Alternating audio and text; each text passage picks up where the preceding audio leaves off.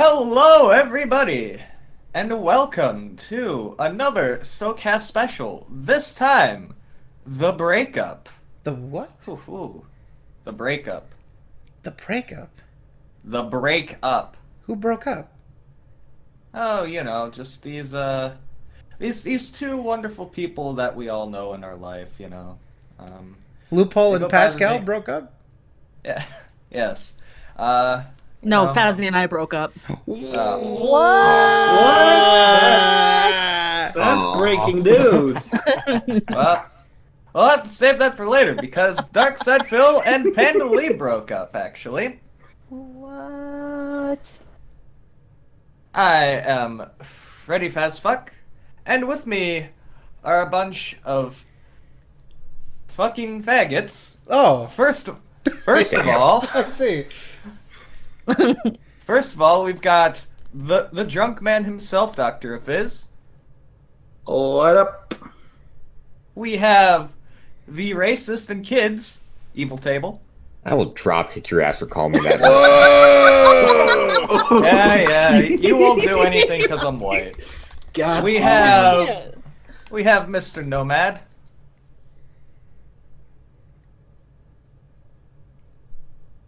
Perfect. Died. Perfect.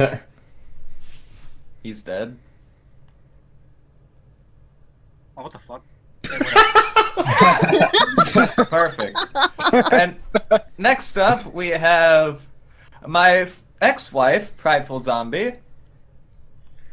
Taking half of your stuff, so don't even think about it. You know damn well Pascal is the next person in line, and that is your ex-wife, Pascal.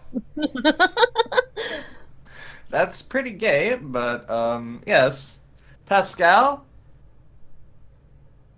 Doesn't say anything. Pascal!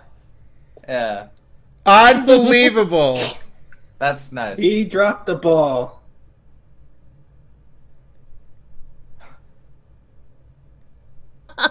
Just continue on. Don't wait for the fact. The absolute worst. Just continue. Fine. Next up, we have the best grill in the SOK, the Rad Rad. I repeat myself. What? And next up, we have the superior artiste. Yo, what up? And lastly, the biggest faggot of them all, Mr. Yeah. Fred de Bois. Why are you introducing yourself? It's Nice. you know, you get And of course, yours truly, Mr. Frederick Fox. Hello, everyone. Welcome to this very sad, you can tell by the tone of our voice, very sad occasion. We are just forlorn and very sad and upset. And I can see the YouTube and Twitter comments now. Why are you guys so happy? Yeah, there's a lot to appreciate about life. You know, things are going well, and we're very jubilous. Jubilation is in the air tonight, ladies and gentlemen. We have some things to cover, both fun and ill-fated. But that aside, thank you very much for joining us. We gave you guys the shortest of notice. I think our promo got blocked on YouTube because of the egregiously fucking copyrighted music that I used in its entirety with nothing on it except the musical track. So if that gets blocked and you're curious, you can check that out on Twitter, I'm sure.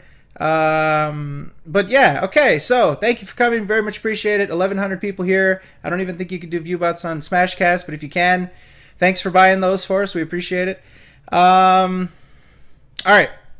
so ladies and gentlemen, let's do a little bit of background for those that may not be aware of what's going on here. Well, we have a twit longer from May 31st, and you know what, matter of fact, let's get that on screen. I'm sure everybody here is professional, prim, proper, and prepared. So we've got a twit longer here, May 31st, which, as you know, was yesterday. What is the fuck is that? There's sounds for fucking... Oh my god.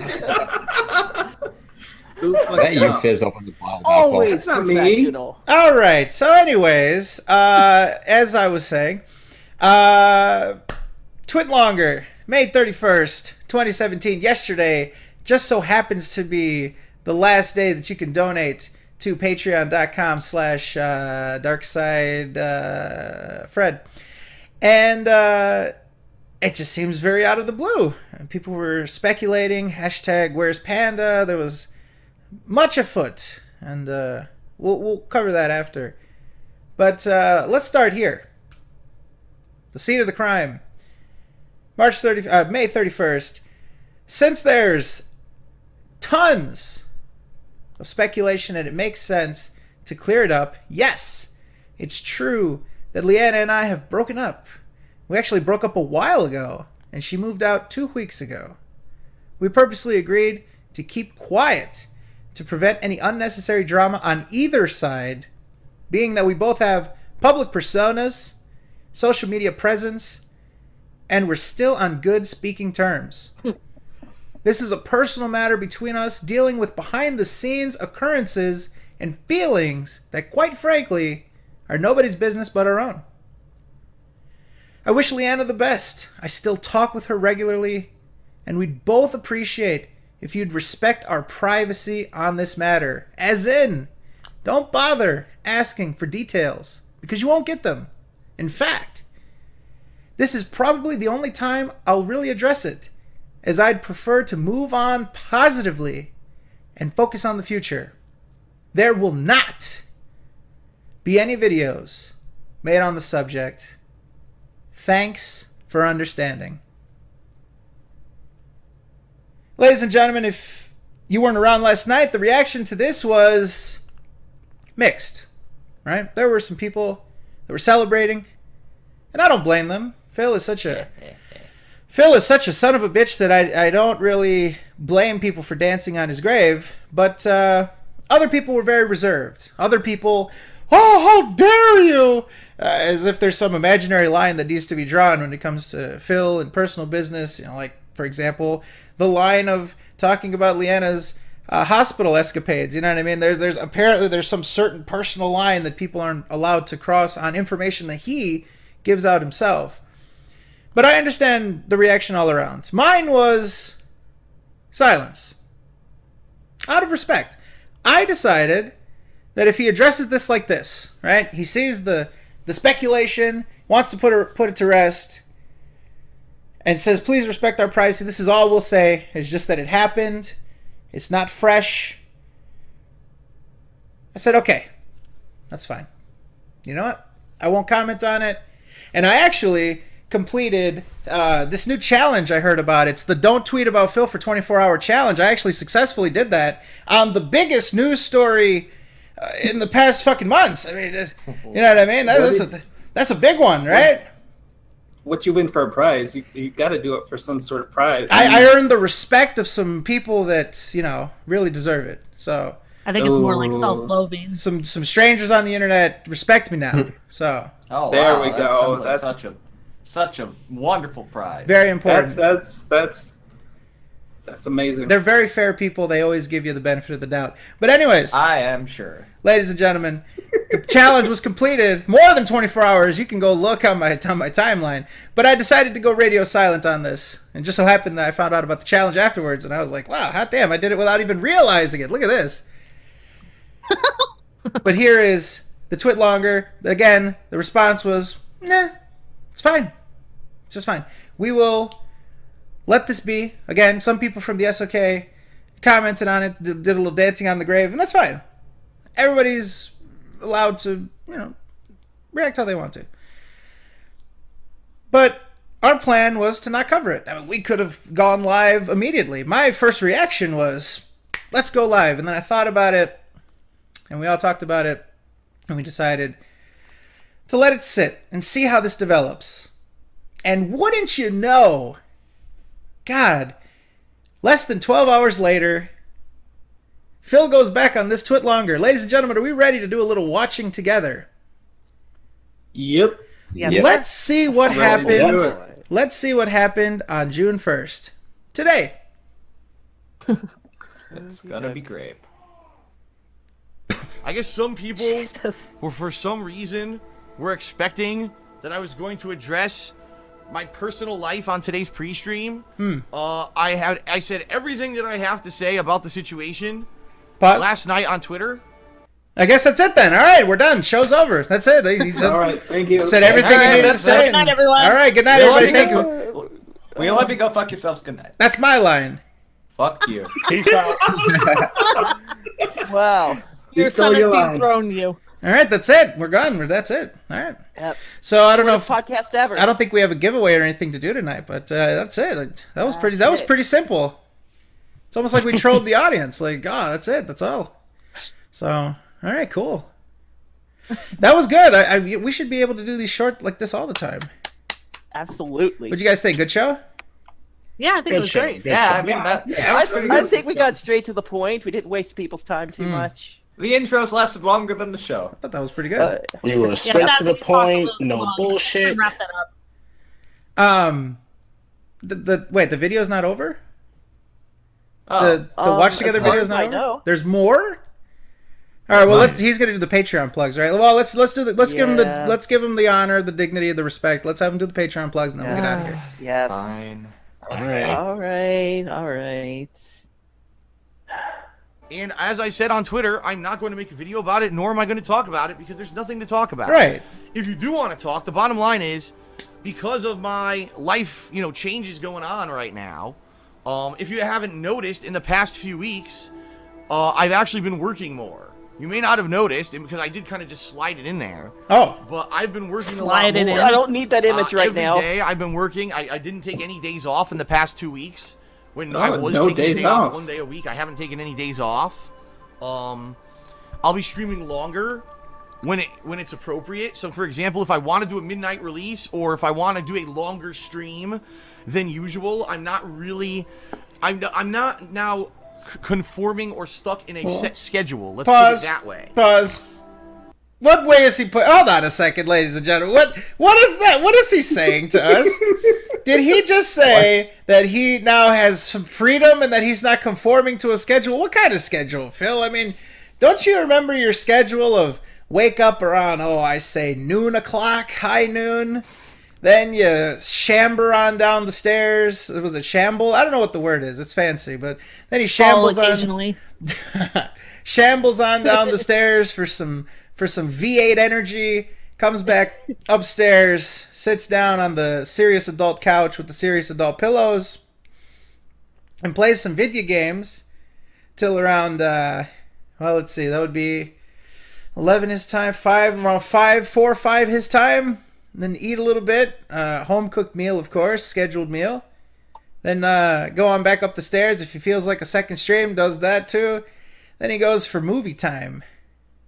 That apparently has to be, a very constricting, very very strict schedule there, where he basically does whatever he wants. So now, ladies and gentlemen, now that he is free, now he's a free man, his schedule is open. He can game all night. The way he's talking, it seems like someone else was affecting his schedule. But who could it possibly be? I don't know. Well, I know it couldn't have been Leanna, because he's not going to talk about that anymore. It has to be maybe something like, maybe he had a pet turtle he had to feed every night, and then now he doesn't have to do it anymore. Like he's free from that responsibility. But why would that prevent him from streaming at midnight? Maybe because he has to get up early and feed the turtle, and so if he is awake too long, he'll sleep too long, and the turtle likes to have breakfast. Okay, I'm starting to see it. The tortilla. I have a theory for this. It seems like Phil wants... I know he says he doesn't want a set schedule, but he at least wants to fall asleep at reasonable hours so that he can maintain this strict schedule. To me, all jokes aside, what Phil is communicating to you, the viewer, and possibly to Leanna, because, listen, we all get petty sometimes, right? I mean, if I was immature, like Phil seems to be nowadays, and I wanted to be petty, I'd go on a live stream and I'd start fucking dropping little what's the talking version of subtweet? A pot shot, a veiled pot shot. I would drop a little bit of shit here and there. You know what I mean? I would assume that she's watching and say some things. I used to be a petty individual. Not anymore though. I've definitely grown up. So, yeah, that sounded sarcastic. I didn't mean for that to sound sarcastic. I have actually grown up, but yeah, I have to assume he thinks that she's watching. You know, maybe she's nosy or something. Maybe she thinks that she's gonna be watching that. So he has to at least assume that she's watching. See, here's the thing about this breakup that's interesting. They both have very public lives, all right? So if Leanna gets curious and wants to check in on him, she can just go to his Twitch channel and just see him on camera and see if his skin color is getting more pale, if he's gaining more weight, if he's fucking losing more hair. Like, she can see him in progress of the breakup. And by the way, I think all those things are going to happen during the breakup. But, like, he has to know that this shit is fucking visible, right? It's almost like he leaves everything public, you know, even the private stuff. He eventually comes out and says it, even though he probably shouldn't. So you can't ignore the drama. You can't ignore people not paying attention to it. Or people are going to draw speculations, and he hates that. He wants to be the one that set the story straight, no matter if it is dragging himself through the dirt. Right. And plus, it's easy views. I mean, yeah, all of his fans, even his fans and detractors, they all come for the drama. So why would he not, you know, reach it head on? Sooner or later, we're going to end up seeing those giant walls of text on his forums discussing this. Oh, and it will. It's only a matter of time. Wonderful. Well, I mean, he did the same thing to John and all that, and it's not going to be any different. Well, I don't know how far ahead we are in this particular sequence. This is Phil's ex-girlfriend we're talking about. This is not Rambo and Howard. This is an individual who knows Phil more than anyone on the planet. So for his sake, he is much better keeping his mouth shut. Yeah. The dirt that Leanna might have on Phil, God, if that shit gets out, that would be fucking amazing. And that is the dangerous game, ladies and gentlemen. Please go ahead, Prideful. I was just going to say, I have a funny feeling that she's going to stay quiet about it. Why? I would honestly... Because she wants to distance herself from him. But as you much can as do possible. that. She broke free, broke away. Yeah, but I just have a feeling that she's going to be classy about it and stay quiet about it. I mean... said about Leanna, and I've said my fair share of things. I have a feeling that she's going to try to stay as quiet as possible about this. It's going to be Phil that's going to drag out everything. Here's the thing. As we know, if you really want to distance yourself from Phil as much as possible, you will slander him because that he's done with you after that. Right? That's the final straw. If you really want to burn the bridge with Phil and distance yourself, you'll slander him, he'll slander you, and that'll be that. Whatever order it is, but, you know. If you want it, you can have it. You can get that bridge burned quickly. So, to me, I don't really think that she's going to stay quiet for long. She will now. They have an agreement. Not like a contract or anything. But they have a verbal agreement in place that they'll play nice with each other and try to get this thing, you know, squared away. But he already acknowledged it. Now, I don't know if he got her permission to acknowledge it, but he's already acknowledged it.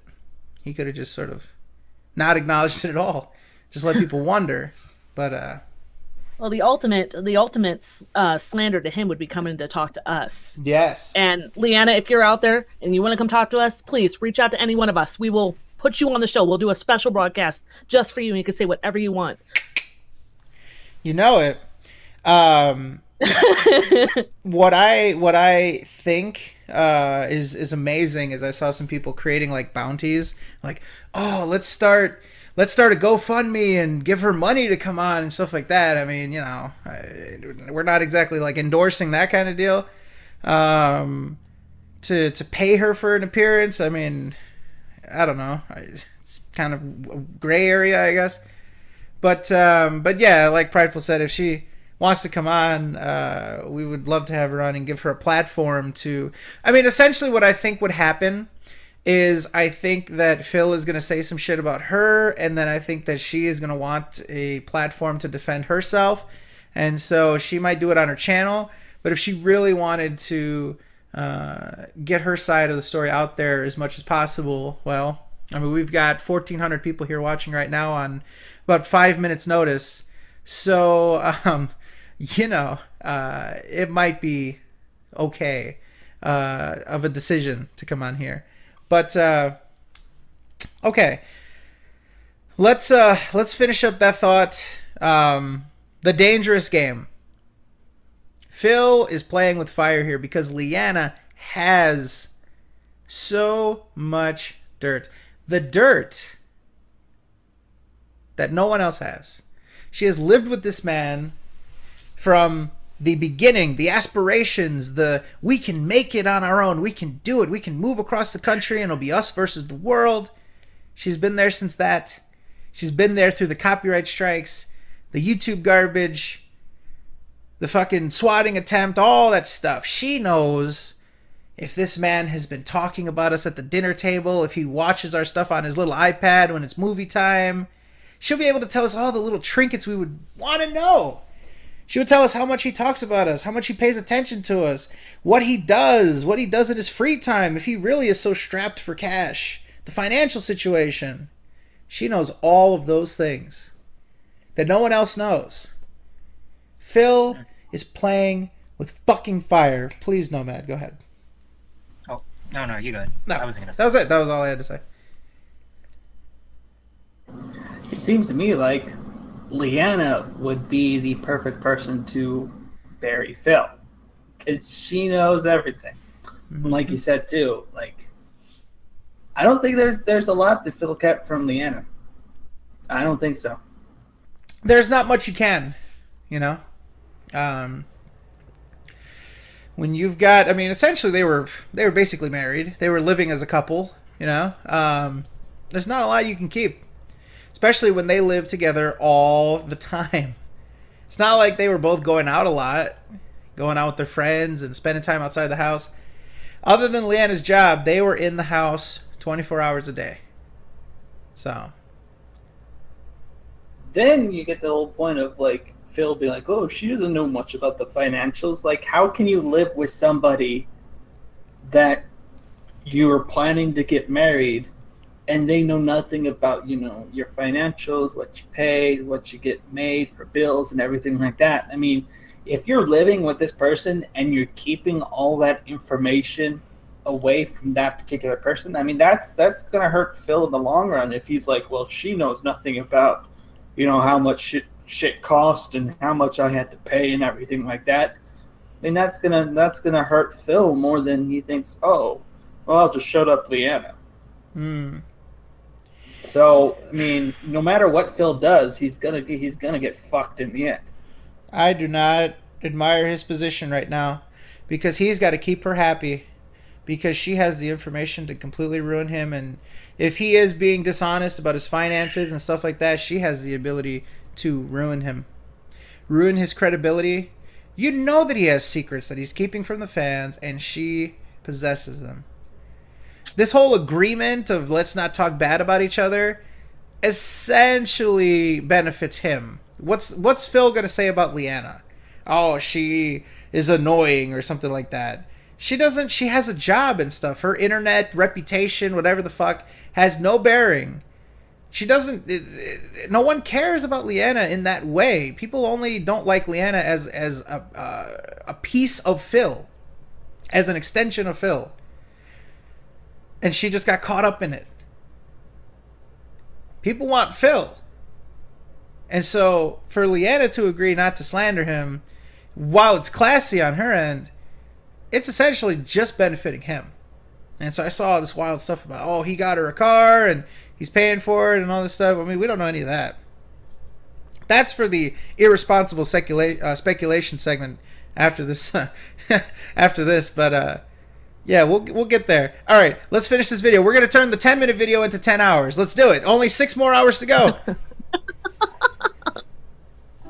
So if I'm playing a game and I'm having a good time, I don't have to say, all right, well, I have to stop right now because dinner's ready. You know, it's nothing like that. So it's a little different, I think. Leanna doesn't allow him to have the time. He has to stop. It's dinner time. Stop the game. Well, I mean, it's going to basically go back to the way it was from 2009 to 2013. If you don't remember how that was, all right, back when I was in Connecticut, before I ever moved to Washington, you know, my schedule was my own. Everything was, everything was kind of... I was allowed to be my own man. On the fly. It wasn't like every day I had this completely set deal, right? Uh-huh. Phil was pussy whipped. He wasn't even getting things are different now. I'm kind of going back to that formula.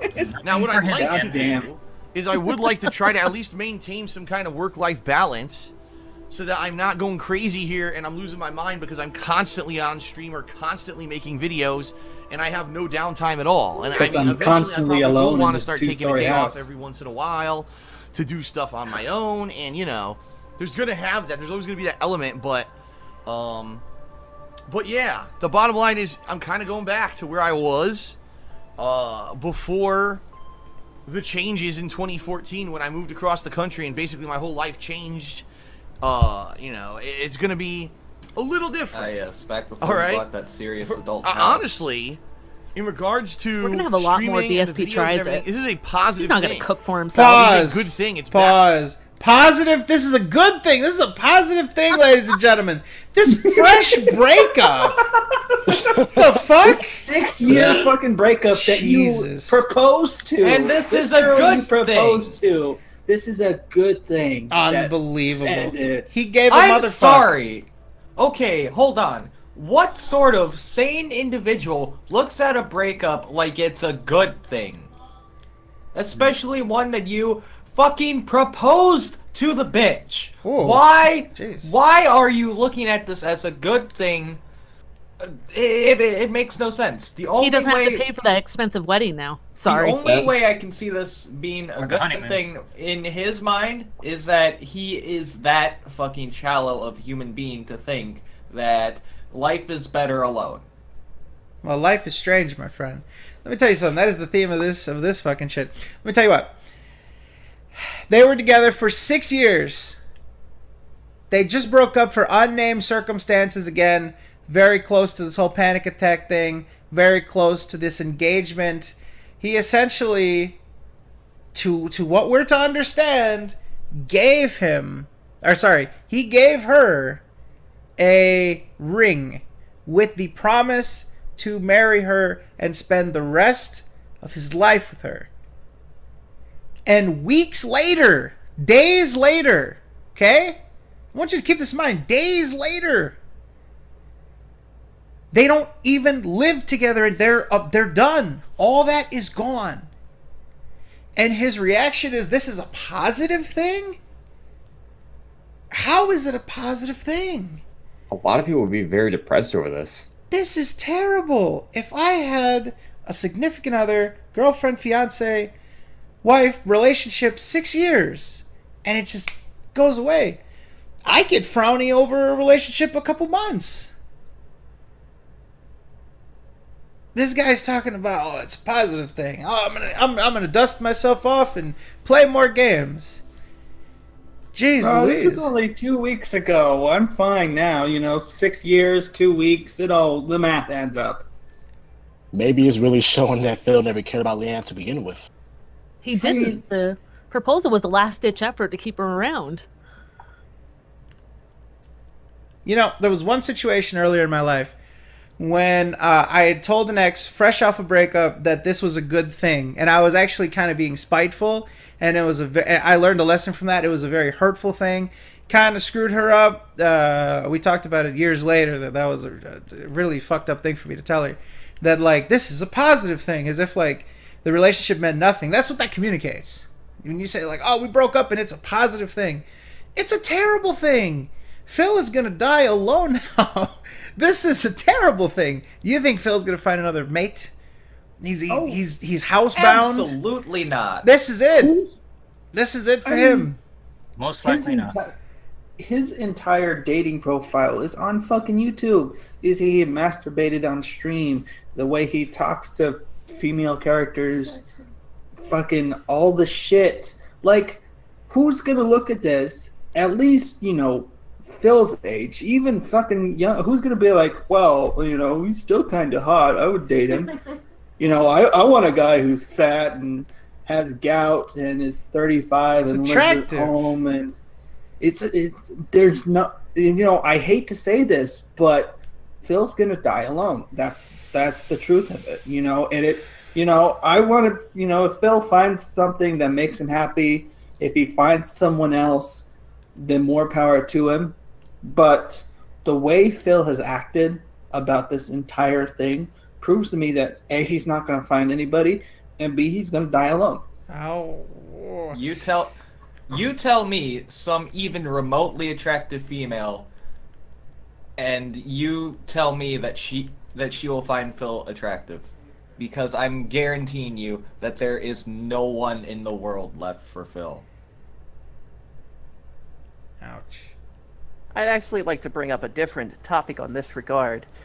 I think Phil said this was a good thing because now he has a little more flexibility in relation to his business. He said it himself. He has control. He wants balance in his work life. He wants us to go back to the olden days when he actually had this, well, again, flexibility on his hands. But the thing is, Phil, that these are not the old days anymore. Your today was setting up a live as it happens broadcast, and you spent half an hour talking to your audience and advertising yourself even before you started the game. You are your own boss now. You can set your own schedule. You're not bound to a specific time slot of any sort. You want to take control of your work life, then just do it. Oh. Your fans will easily follow you to the ends of the earth, as we have seen.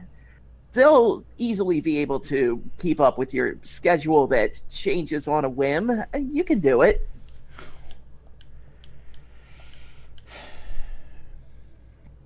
It just blows me away. It blows me away that, you know, something big had to happen, and I feel like it was outside of his control because, again, you know, Leanna's still young. Leanna can go out. She has a job. She has the ability to meet people, and she has the ability to start up a normal relationship, you know? Again, she's, what is she, 23, 24? That's nothing, you know? Phil is in his mid-30s. He's going to look weird as fuck at a bar. You know what I mean? He's gonna look like the creepy fucking. He's gonna look like the creepy dad, fucking hanging around a bar trying to talk to girls, you know. And I don't know what the age of consent in Washington is. Sorry, but okay. Anyways, I don't know exactly what sort of. I don't know what he's into. But I don't think there is another Pandali out there for him. He was at the height of his popularity when they met, and I'm sure he attracted her with his internet fame and persona, and, you know, that is no longer a thing. Can you let's get a female perspective. We've got Prideful Zombie here, and we've also got Cola Cats, I'm sure, chilling in the background. You see a streamer, and he's, you know, he looks like Phil does, but the other thing about him is that he is constantly begging for money. Does that seem like something you'd be interested in dating? I mean, let's look at it from the internet angle. All right, let's look at it as some girl finds him on the internet through his Twitch internet presence. Your impressions of a guy like Phil, asking for money, you know, living above his means and stuff like that. Let's do Prideful Zombie first, and then maybe Cola Cats if she's around. I would have to say no. I mean, just for the fact alone that I can't stand e-begging on YouTube, Twitch, I don't care what it is.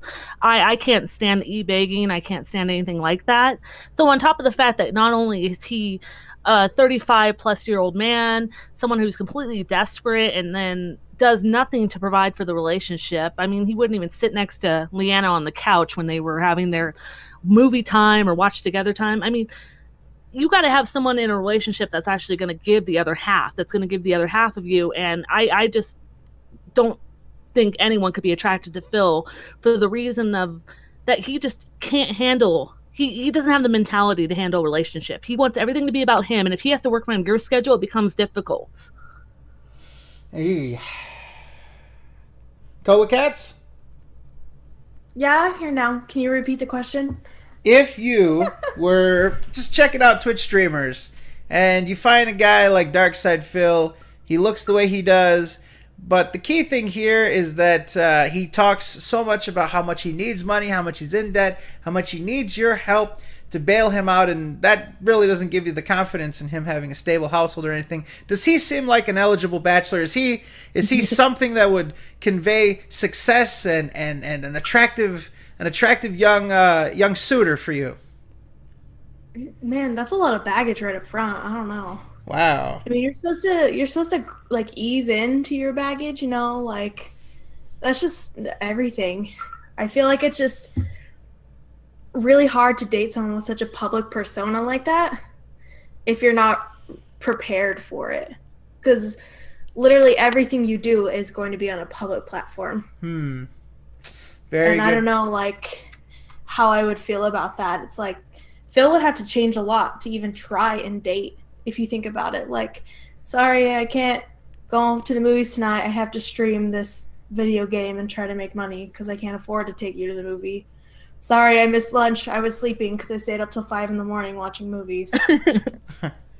Very, very good insight. Thank you for that. Appreciate it. Go ahead and continue.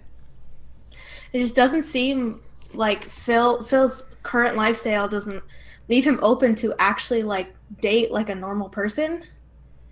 And by living your life on the internet, you have to change a lot of things. And I feel like the only one comfortable with that kind of lifestyle would be another YouTuber. But then they would see everything he's done, and then it's not attractive anyway. So awesome. Very good. Any other thoughts on that? Just again, I'm just trying to get to the fact that Phil is, I mean, again, he was at the height of his popularity and sort of the internet mystique around him, the success, I think, sort of outweighed his physical appearance and realities of his life situation. He's got a tough road to hoe. And without the success on the internet, if he's going to go that route, right? If we're just speaking purely internet, he's got a tough road ahead of him. Now, go ahead. Sorry. No, I was just going to say this is all kind of Phil's fault. This is all kind of Phil's fault. If he would have had his finances in order and Leanna would have never had to get a job, she would have never met those other girls that would have told her that Phil is useless and to break up their relationship. Yeah, man, fuck friends. I'm just saying, if I had friends, you know, this might be different right now. You never know. Oh, fucking hell. Wow. But I'm just saying, if he would have been able to keep her like he wanted to in the house, away from people, just him and her, she probably wouldn't have left him. I mean, we said this. Had nobody else. We said this so long ago that, you know, he thought that getting that job for her, basically like forcing her to go out and get a job, was going to be something that was going to help the household. And I think we said right then and there that this is going to be something that is going to sort of, it's going to be a problem. It's going to be a problem. It's going to enable her to get out there. It's going to enable her to see the world a bit more, to spread her wings and to feel some pride. It's not sorry for the pun, prideful zombie, but to feel prideful about her existence. And I feel prideful. Shout out 1,600 people here. Another I just tweeted today that we were breaking records on the stream. 1,600 people here. God damn. Very fantastic. God damn, that's the way to fucking go. That is amazing. The view bots are on point. Wow. Tell you We're what. all fixed, though. Let me tell you something. Wow. So whoever bought the ViewBots tonight, wow, that is fantastic. But anyways, man, I'm getting nervous, guys. There's a lot of people here. It really seems to me that this internet thing is going to be a dead end. Now, the other side of it, okay? Let's say that Phil were going to try to go out there in the real life scene. He was going to try to, I don't know, go to a bar. He's not going to work. Is he going to find someone at the grocery store? How does one in Phil's position go out and date? I don't see anybody swiping right on Dark Side Phil. Just imagining him on Tinder kind of gives me gross feelings inside. Oh, come on, Cole. Cat, you'd swipe right. The description would be for his date. I don't know. I feel like catfishing Phil would be the greatest adventure to go on, though. That would be something if he actually got catfished. I feel like it would be really. Yeah, how about that? Really I'll pass hard that off to do to just someone. not be disgusted with yourself the entire time. Yeah. You're dating Fizz. There's not much more to be disgusted with. I got lots of practice. That's God damn. Well, he's about to It's been around wrestle. in a while. I gotta join this. I gotta get my slander in. He's about to wrestle. You better take the mic away from her quick, Fizz. Yeah, wrestle the mic away before she I can says just mute more. it. I mean, that's what happens when you give the women freedom. You give them jobs, they dump you, they leave you. Hell You give them yeah. the microphone, they slander you. Hell yeah. Fuck 1,600 the people. feminism. God damn. Hashtag feminism. Fantastic. You just gotta take the women back. This is why I'm drinking. This is, I've got a fucking drink. He's gotta why keep my I sanity. drink. Ooh. Damn. So, lots of spice tonight. But, okay. Here's the thing. Jesus Christ. There is so much to this. But anyways, okay. If he goes out into the real world, right, and tries to find whatever, I don't see any success there for him. I feel as though, man, that's going to be tough. That's going to be very tough because how do you start that? What do you say? It's almost like this becomes the dirty little secret. This is why. Let's say that he's at the bar or whatever the fuck, and he says something along the lines of, "Oh yeah, I'm a popular YouTuber," or something like that. He's got to hope to God that she doesn't find that shit. You know what I mean? Because the problem is, if she finds this, she finds out how much of a failure he is, right? It's so fucked up, the situation that he's in, and again, he put himself there. But it's such a fucked up situation, and I almost feel bad for him, but at the same time, it's like you kind of put yourself there, and there's not much that can be done. But again, it's got to be. It's like his big thing about, because that's a big thing. Where do you work? What do you do? What do you do for a living? Well, I don't look into it. Like no comments. What do you do? Once they find that masturbation video, it's all over. I feel like you'd have to have a very open personality, or I don't know if open's the right word, forgiving personality to like someone like Phil after finding everything out. Mm-hmm. I mean, it's like, oh, haha, you got caught masturbating on camera. Like, it's gross, but, you move on, but it's still just like, really? It's there forever. It's there forever. It's The like, internet never oh, forgets. sweetie, who is this new girl? Who is this new guy you're dating? And you're like, oh, well, let me tell you about my boyfriend. Phil Burnell. Google that. For the people at home, go ahead and do a Google search for Phil Burnell. See where that takes you. Oh boy, what it's a happens on the wild internet ride. stays on the internet. Yes, it does.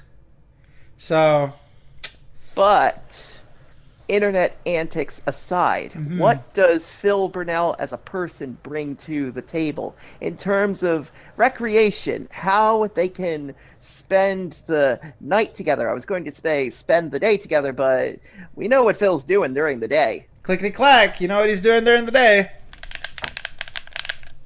Like, at night, what is even going to go on? Hi, would you like to contribute to my slothful existence and watch movies and old TV shows? Red, how dare you?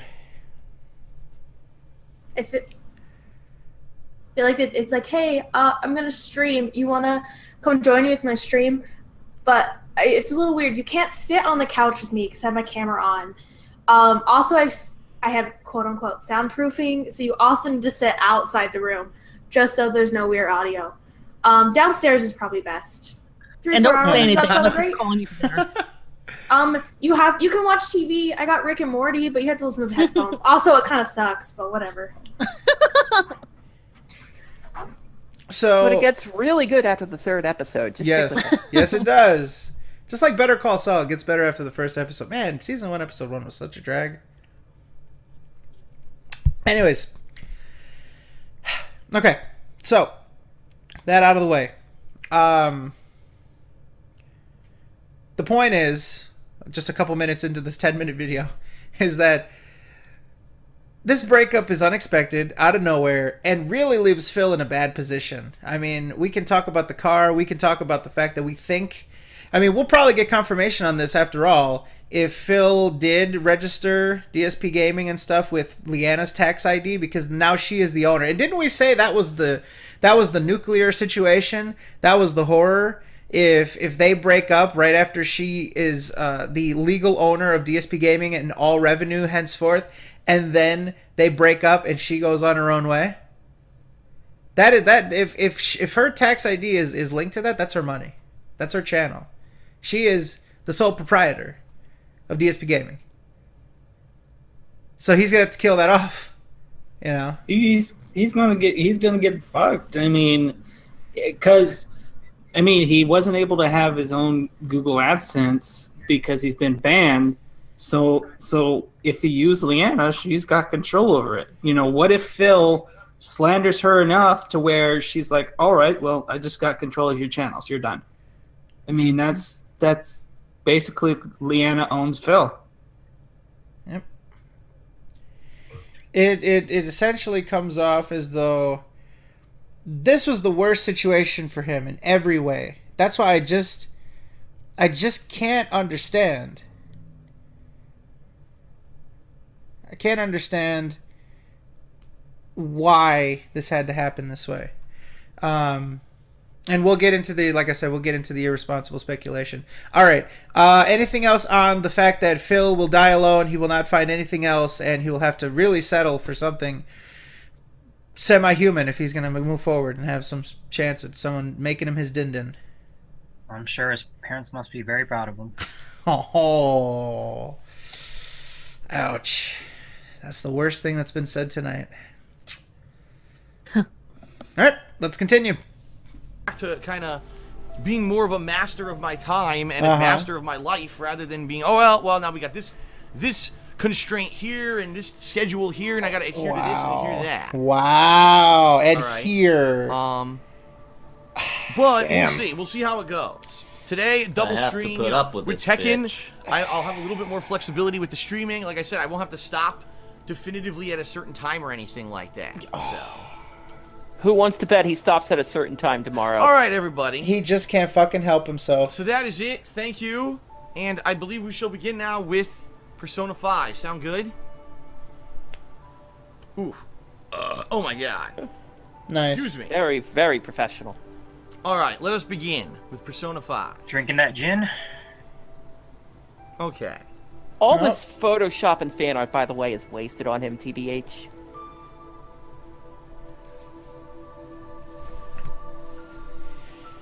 We never saw this coming. Also, let us not neglect the brief moments of silence. I expected a bunch of trolls to be in here, but by the way, they'll be gone soon. Oh. As I said, I'm not going to address any of this. I'm not. Oh, no? But you just addressed it. I'm not addressing anything in regards to that Are stuff. you not going to address it? But You know, the only difference, like I said, is that you'll see a minor change in schedule maybe, and a little bit. I'll be working a little bit more. But outside of that, I'm not. I refuse to address it and create any kind of drama. You just fucking did. I refuse. That's it.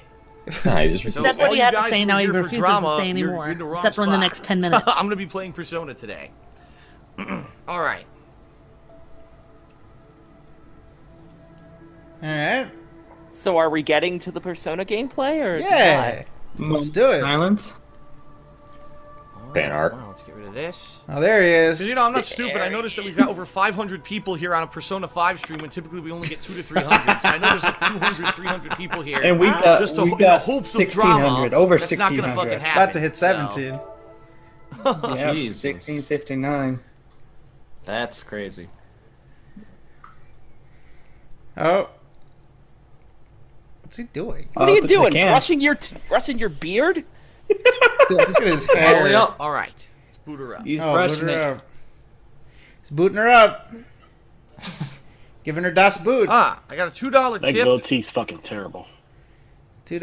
I got your Corona. The greasy hair is also not great. He says, why not a Bloodborne Redemption maybe now that he's DLC run? maybe now that he's his own man, he can get rid of the goatee. I don't have Bloodborne. He really well, thank you everyone for your sentiments, Yeah. but that's not the purpose of the stream, so please don't make the whole stream about that. I told you, this is a normal gameplay session, no drama, alright? Business as No usual. drama. If you want to send me messages about that stuff, drama, I would say limit it TBH. to Twitter or send me an email. Don't make the whole stream chat about that today, okay? Yeah. That seems like a good way to Actually, I approach didn't it. start recording I yet, get the last word so that I about can it. get that out of the way. Oh, got it out of the way. I see. Oh, what a let's get to that gameplay then. what a The surprise! bottom line is, you know, I should say this too. The way we did it, this is the whole breakup thing happened over 3 weeks ago. So Wait, you I thought guys he was weren't gonna talk about knowing it. what was going on at the time, but Hold for me, on. it's already Pause. over with. Like it happened 3. Somebody pause the on. goddamn shit already. Shit. Let's go back a Wait. little bit. Get a quick fucking. I thought you said 2 weeks ago. Let's get a quick rewind on that son of a bitch. Oh, wait a minute. Something is up. Wait a 3 weeks minute. ago. A little you bit guys further weren't back. The bottom line is, you know, I should say this too. The way we did it, this is the whole breakup thing happened over 3 weeks ago. So you guys weren't 3 even weeks knowing ago? what Let's was let it ride, going let it on ride. at the time, but for me, it's already over with. Like it happened 3 weeks ago. So I know to you it's new news. To me, it's old news. All right, now it's I've paused. already way Oh, wait. Go ahead. Keep going. Finish the thought. Sorry. past Sorry. it. I've been working more. You know what I mean? Like I'm already 3 weeks later past it. So Now pause. Perfect. So he's past it, ladies and gentlemen. It's been 3 weeks off of a 6-year relationship, and he's over it. He has no fucking emotion. Cold as ice. He didn't give a fuck. I'm past over it. it. Just I'm like that. over it. She's old news. Yeah. Wait a 3 weeks minute. for 6 He years. said 2 weeks ago. And Wait. now it's 3 weeks. Wait a minute. That vow did break. Wait a minute.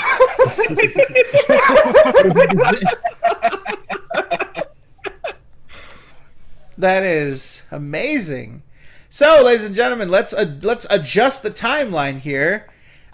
We've got 3 weeks ago, so this conveniently puts it before the panic attack, emergency room, and sandwich situation. You like how I talked about the sandwich?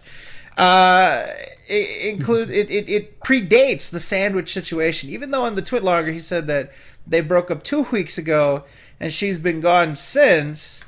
Now it's slid back an extra week, you know, just kind of like you know how Fallout 4 kind of slid a little week here when it was convenient for the narrative. It seems as though this time this breakup occurred a week before the panic attack. Now, me personally, I believe that the panic attack situation and Phil's reaction to it, him putting her out on Front Street, was the actual cause of this stuff. But, you know, it is a possibility. And I've seen people that ascribe to this theory that this happened before because of something, finances, or maybe she cheated on him, whatever the fuck. That, again, is for the irresponsible speculation segment. And then that is why he was so cold-hearted about the whole hospital situation. Didn't really give a fuck because you know, she's going to be going on. But why would he act as though he's going to get a bill if she's covered by insurance and they're separated? That's my counter to that idea.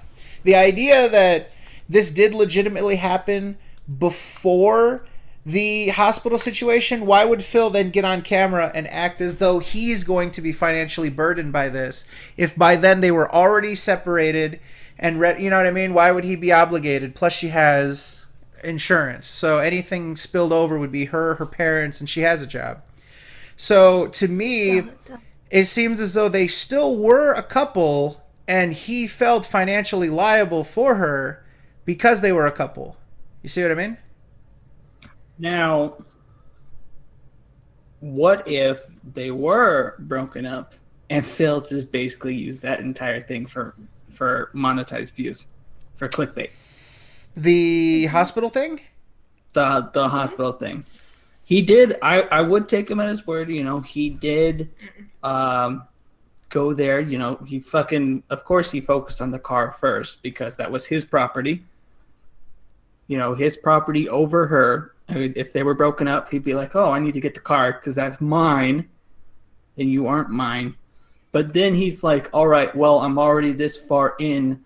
Well, let's, you know, like explain. You know, oh, I'm going to be burdened by hospital bills. Let me explain how much it sucks and how much the hospital system sucks in order to get some pity donations, some pity bits." Right. And, of course, you see the timing of this. If they broke up 3 weeks ago, he's doing it now, the last day of the month, when his Patreon is at an all-time low. And apparently today he says that they didn't even hit the goal. And so you can tell that on the 31st, he was under the impression that he really needed to kick up those Patreon donations. And so he drops this story right at the end of the month, you know? Yeah, because it seems like he knows when to hold on to stuff and when to drop it. Right. So, I mean, honestly, I would trust Phil saying, "Oh, we broke up 3 weeks ago," but then that brings whole new light to the hospital situation and makes him seem like a fucking bigger dick than he actually already is. If he's, you know, using that not for, "Oh, I care for Leanna," but, "Oh, we were already broken up. Let me just use this to get sympathy donations." I believe. See, my theory is I think Leanna actually kind of really did care for Phil, and I think maybe her breakdown or whatever sent her to the hospital was caused by the breakup. Like before she kind of realized what she was getting out of, I think maybe she had the breakdown because of the breakup, and then felt really more reason to leave him because how he treated me in the hospital. Interesting. And it is possible. Oh wait, Phil's live right now with 262. We just jacked Phil's viewers. All right, well, hi. Yeah. If you're here from the dark side, Phil. If you're here from the dark side, welcome. I hope you enjoy your stay. We don't bite, you know. We won't ban you or anything. You know, enjoy your stay. You definitely have more people to talk to than over there. But the bits don't stop over there, ladies and gentlemen. You can give the bits right over here. Ding, ding, ding. You know what I mean? We just broke 1,700. 1,700, ladies and gentlemen. Wow. That is amazing. We really did jack Phil's viewers. Completely smashed the previous record. Previous record was mid 1,300. I think it was like 1,330 something or whatever. So yeah, that fucking smashed that. So yeah, pretty dead podcast, I'd say. You're fucking worthless humans for the views. So yeah, the No Views podcast, everybody. There it is. So, all right, cool. We're just talking to ourselves in here, apparently. Yeah. Well, you know, because 1,700 watched it on Twitch, that means, sorry, wow, look at that Freudian slip. Because they watched it on Twitch, because they watched it on Smashcast, there will be no views on YouTube, guys. So, I mean, you know. No. Oh yeah, definitely None. not. All right. Absolutely none. It feels good when you do the shit for free, though, man. It's like we just do this for the fun of it and not for the funs of it. It's very liberating. Yeah. This is free, you know. We have a freed schedule to do whatever we want. So yeah, welcome 1,700. Sorry, 700. How disrespectful. 1,700 sociopaths. That's pretty nice. And we smashed Phil. Somebody tell Phil. Somebody tell him. Let him know. See what he thinks. It's not his week this week, so let's I don't know. Let's see what he says. Leave him a bit cheer. I usually don't condone that kind of shit, but maybe leave him a little cheer. let him know how things are going over here. Yeah. On the bright side. So we got the bright side and the dark side. You see that shit? The bright side is very appropriate, I have to say. So, all right. fuck, where was I? I have something I'd like to bring up. How unorthodox? Go ahead, Red. He mentioned that the breakup occurred 3 weeks ago, and that Leanna had moved out 2 weeks ago. Okay. It would seem a little justified that it take a little time for her to get her stuff together and get moving. It could take a few days to fully exit the adult house. I can buy that. It's a bit of a stretch. Even so, here you are, setting the record straight when you said you wouldn't. What did that take? Less than 24 hours?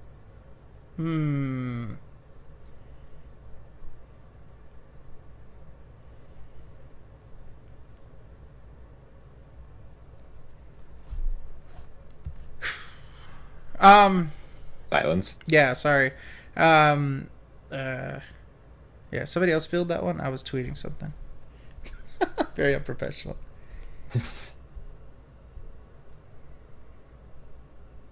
Well, no one's gonna respond to Radred. Radred, can you please repeat your point so that the fucking panel can intake it? Yes, I may. Even though Phil said the breakup happened 3 weeks ago and Leanna moved out 2 weeks ago, I can buy the fact that it took her a couple of days in order to fully leave the house behind, get all of her stuff together, and get moving. But even so, we have Phil setting the record straight when he said that he wouldn't. He would. The Twitlonger we talked about said that this would probably be the only time he would really address this situation. He wants to move forward positively. And here he is slightly addressing the situation. Interesting. Yeah. But not all at once, guys. Phil's an open book, so he never keeps things quiet. Yep, went back on his word, not even 24 hours. It's to get sympathy bits. He's trying to be like, "Oh, look how bad it is for me. My girlfriend just moved out. I'm all by myself now, but now I get to stream more for you people. So this is all for you. I gave up my relationship for you. Pay up. I'm gonna die alone because of you people." Come out those pockets. Books. Oh my god. But was it a street smart decision? I'm still pissed he said that. Street smart and book smart. Oh my fucking god.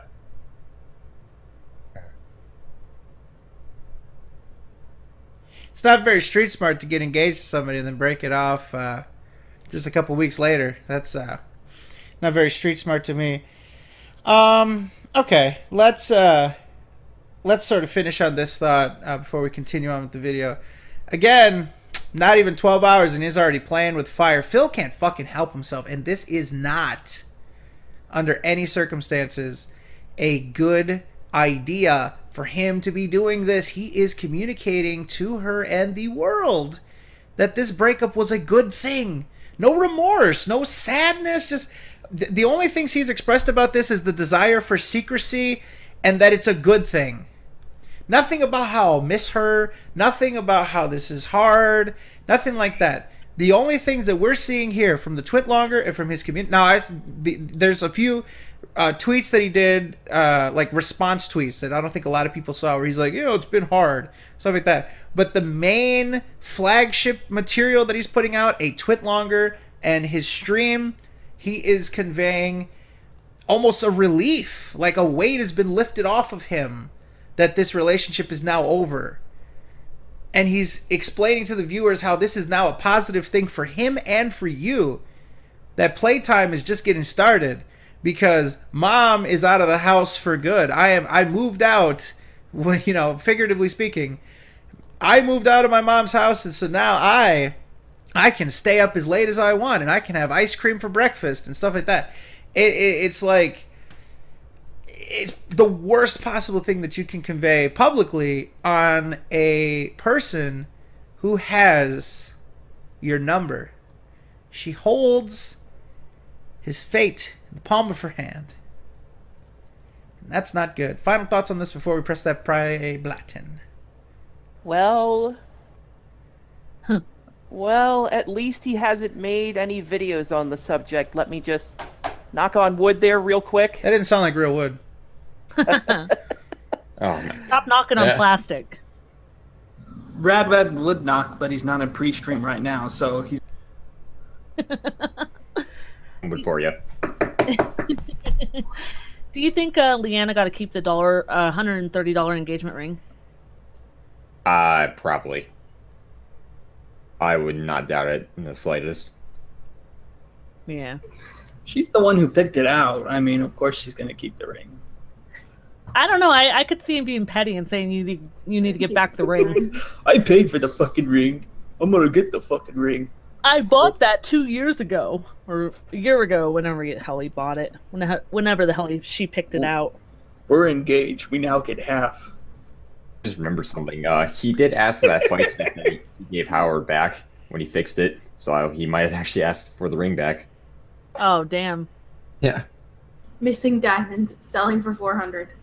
Yeah. Keep an eye out on Craigslist, everybody. Good. I don't know. What is the Etsy return policy? I don't know. I think he's way past that. I think it's like 30 days. Yeah. Do you have to give like a hipster hat and a lock of golden unicorn hair for those Maybe. Etsy products? Store and sell all the shit Leanna left over. Oh, I'm seeing.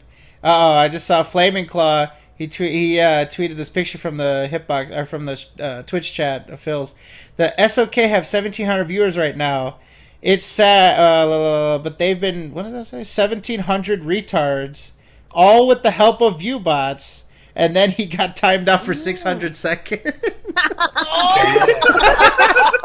Well, oh my god! He has to be feeling so salty right now. You sit in timeout right now, young man. He got timed out. That would have been instant ban if Phil was paying attention. Well, you know what? We're gonna make things right here. All right, Flameclaw has been timed out over there, but he's a moderator here, ladies and gentlemen. So you can't time out the man here. He hands out the timeouts now. So we're gonna make things right.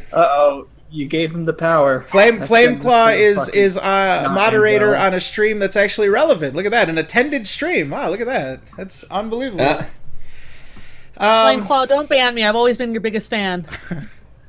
So there you go, ladies and gentlemen. Jeez, this is unbelievable. What the fuck is this?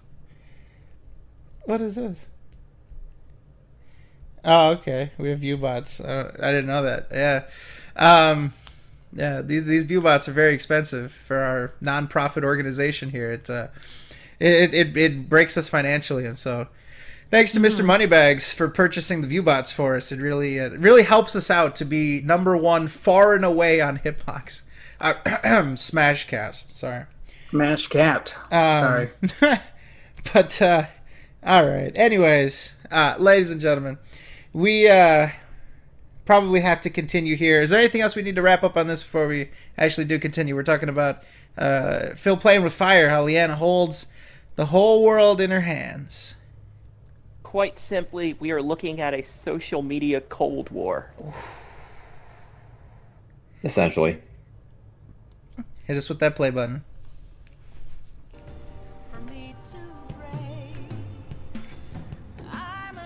Beautiful music for this, too. Perfect. No, I didn't say 2 weeks on Twitter. You stop What? talking out of your ass. I never said 2 weeks. Stop talking out of your ass. I said she moved out 2 weeks ago, but we broke up before that. That's what I said. No, you didn't.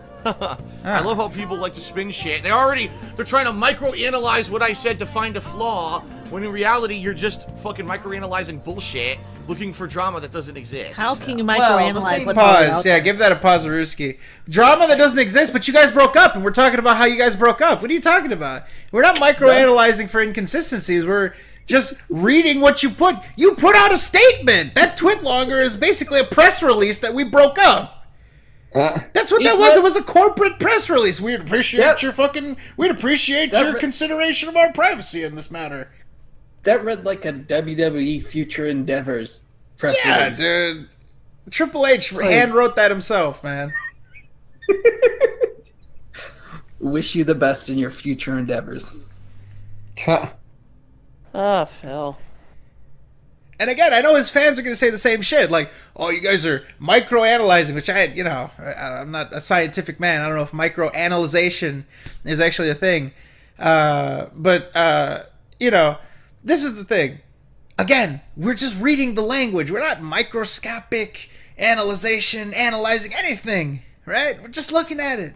This analysis is at the macro level, my friend. We're looking at the big picture here. The big picture is you put out a press release saying that you guys broke up. You didn't have to do that. We were going to just let it slide when you did the twit longer. But here you are on video, murking the waters up a little bit. Why you did this, Phil? Why? This is so non-beneficial. This is so harmful to your cause. Don't do this. If you are listening to us, right? Just don't do this. Don't do it. Don't go on video. I mean, it's great for us, right? This is a damning thing. This is me doing something that's not beneficial for us. It's great for us when you do this shit because look, you got us out here doing a fucking podcast now because you fucking did this and ran your mouth on video. But in the future, don't do it because you're going to get yourself fucked over by Leanna and then she's going to end up here. And we're going to have a great time. Hi, Leanna, if you're watching. Can't wait to have you on the podcast a couple weeks later. I mean, how many times has Phil got burned? He got burned with Rambo. He's got burned with Machinima. Like, at what point do you have to be a normal human being and say, you know what? Maybe I shouldn't say stuff that's private. Maybe I shouldn't say stuff that's part of the business side, that's part of my personal life. You know, maybe I shouldn't explain why I had to go get my BMW before my quote-unquote fiance. Like, at what point does a normal human being learn, and why hasn't Phil gotten to that point yet? Because he's repeating these same mistakes over and over and over again. It's getting at the point of where, like, we're laughing at you, Phil, because you know what you're doing is wrong because you make the same fucking mistakes over again. Like, you know, how can you get so mad at us if you keep fucking up? Furthermore, and let the record show, I was the one that came, like, ass talking. I was the one that bought the idea that Leanna may have moved out 2 weeks ago, but they could have broken up 3 weeks ago. It could have taken a little time. I came up with that. Speculation of pulling out of my ass. Yeah. I'm not even mad at the fact that I'm not even mad at the breakup in general. I'm mad at the fact that he's talking about it when he said he wouldn't, and he wanted him to respect her privacy. We would have, if you actually respected your own privacy. And furthermore, we didn't even have to ask for details. We got them. You gave them to the people that were watching. They asked and they received. I think it's far too late for Phil to be private about anything. He's under the notion that his fans are on a need-to-know basis so that Phil can explain to them the situation and his fans can go, oh, okay, let us know if you need extra money. We'll be happy to give it. Extra money. Well, this goes all back to the would you date Phil question. I mean, what kind of girl would date Phil knowing that he's going to air that kind of private information about her?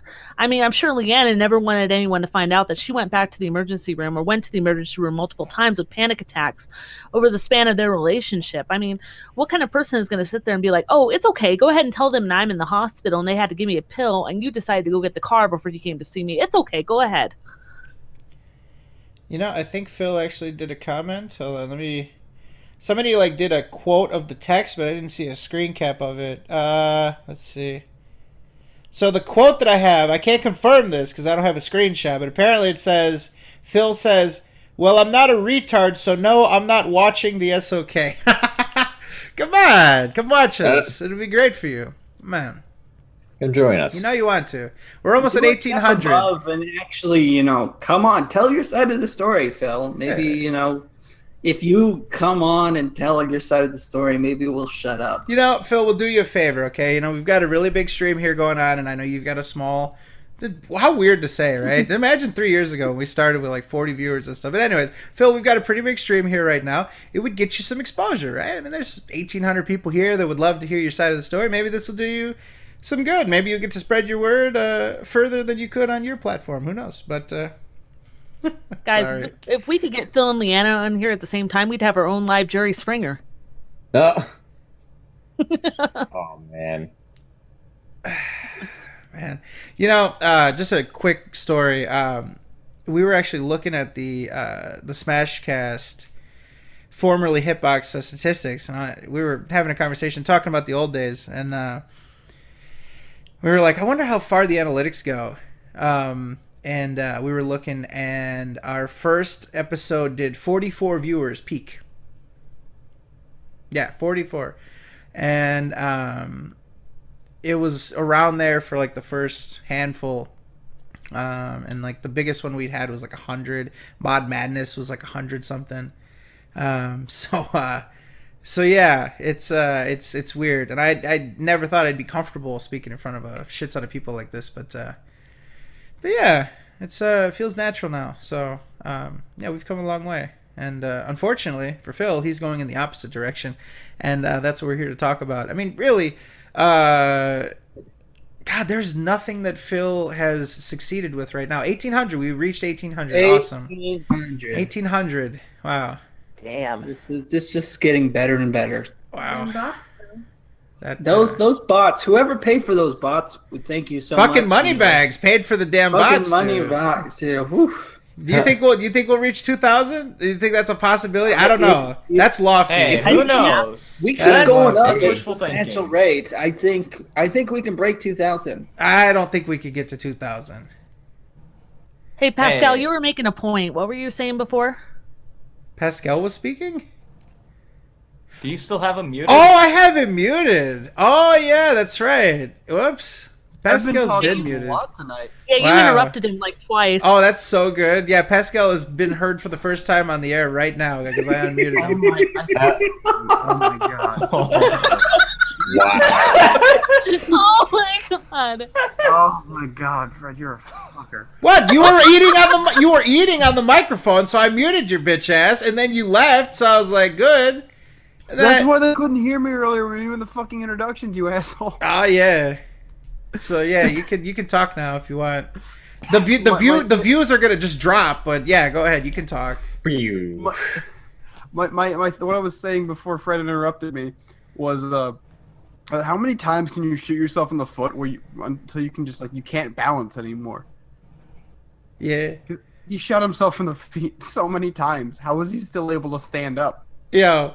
Pascal, have you made any other points tonight? Like, can anyone verify that he made any other valid points? I must have came off like an asshole. Like he's over there talking and shit, and I'm just plowing him over. That's fantastic. Oh, Pascal. I had no idea that Pascal was talking. That must have been ridiculous, huh? Yeah, I couldn't hear him. I had no idea he was talking. That's awesome. You're the worst. Let's put him back on mute. I think it's a pretty good gimmick. From now on, that'll be the podcast. If Pascal comes, he's on mute, and then we'll just go like that. Occasionally. Do it every week. Wow. I would almost say I'm sorry, Pascal, but this ended up being a fantastic fucking thing. You know what I mean? So, I can't even be mad, honestly. Did you make any other valid points? Do you want to get that out there? Not that I can really remember. All right, good. All right, cool. Well, yeah, that's fucking special. That is absolutely fantastic. That's special. And now there's a hashtag Free Pascal. Free Pascal. Yeah. So you guys basically were hearing Pascal, and I was just plowing over him, huh? Yeah. That's nice. That's really good. Doing that. That's nice. I just thought his mic was too low. You say we have 1,800 people on this live broadcast. Well, Yeah. We know where the intelligent people are tonight. Oh yeah. I'm watching some injustice take place. Can't Yeah, pass getting to anyone muted. who remembers that. Sound like an airplane taking off, but yes, ladies and gentlemen, Class. Pascal is here. Never fear. Some word that starts with a Q. We are so delighted to have you with us, Pascal. Thank you for coming along for this ride. Pascal, next question. Let's throw the next thing to you, sir. What are the chances that we get Leanna on this podcast at some point? It really depends, because I know she has a lot of us blocked on Twitter, so it'll be hard to get in contact with her at least. So we'll have to have other people try to do it for us, I guess, or like get her to at least unblock us. And with that, she might want to wait a little while, even if she wanted to do it in the first place. That's true. We'll see. We'll see what happens. I mean, again, I'm not crazy about paying her to come on, but you know, I would not. Yeah, want to do that at all. it's not. Yeah. If she wanted money to get on the podcast, it wouldn't be worth it. That'd just look terrible for her. I don't think she'd be that kind of person though. By the way, what is this? By the way, what did Phil get for his highest stream ever? Like, has he ever gotten 1831? Is what I'm seeing right now. Like, what was his drama? What was that big drama thing? Wasn't that like 1400? Might have been. I don't think he's ever surpassed 2,000. Where are these people coming from? Like, I know that I've been doing these little things on YouTube to let the YouTube audience know if they don't follow us on Twitter, but like, who are you people? Who are you guys that come here? we appreciate you, but I don't know who these people are. This is essentially in that one SpongeBob episode where everyone's hiding under Patrick's rock, and he comes home and he's like, "Who are you people?" Wow. Who are you people? That's a lot of hands to shake. Yeah. This is like AA for past Phil fans. It's amazing that, you know, some fucking knuckleheads like us can do a stream where we're just going to talk about Phil's breakup and 1,800 plus people will show up to listen to us. You know, plus Pascal. Like, Pascal is part of this. You believe that? I was. I was. You just started. Yeah, you just came on. He likes to pick his battles, pick which streams he comes to, and make sure he comes to the record-making ones. Yeah. Oh yeah, I'm that one. Well, then where's Loophole at? Where's Lippy? Yeah, where is Lippy? Where's little Lippy? Man, little Loop. Well, anyways. Probably cleaning his fedora. You know what? Maybe I've been here every single time, but I've been fucking muted every time. That sounds good to me. I just want to point something out. We're number one on Hitbox with 1,800 viewers, and the next one has only 90. Yeah, that's how it always is. You mean Smashcast? Don't you mean Smashcast? How dare you, Evil Table? I hate that goddamn. Whoa, now, hey. Well, let's not slander the platform. Wait until wait till we get to Twitch to do that, all right? Yeah. Okay. I'll come from Freddy, talks shit about it all the time. I'd never do. Who the fuck would ever talk shit about Smashcast? Who's Fred? I don't know. Who is that faggot? We have two Freds in here. So Yeah. I can't tell. Yeah, I'm the good one. They're both figs from what I heard. You are not invited to another podcast anymore.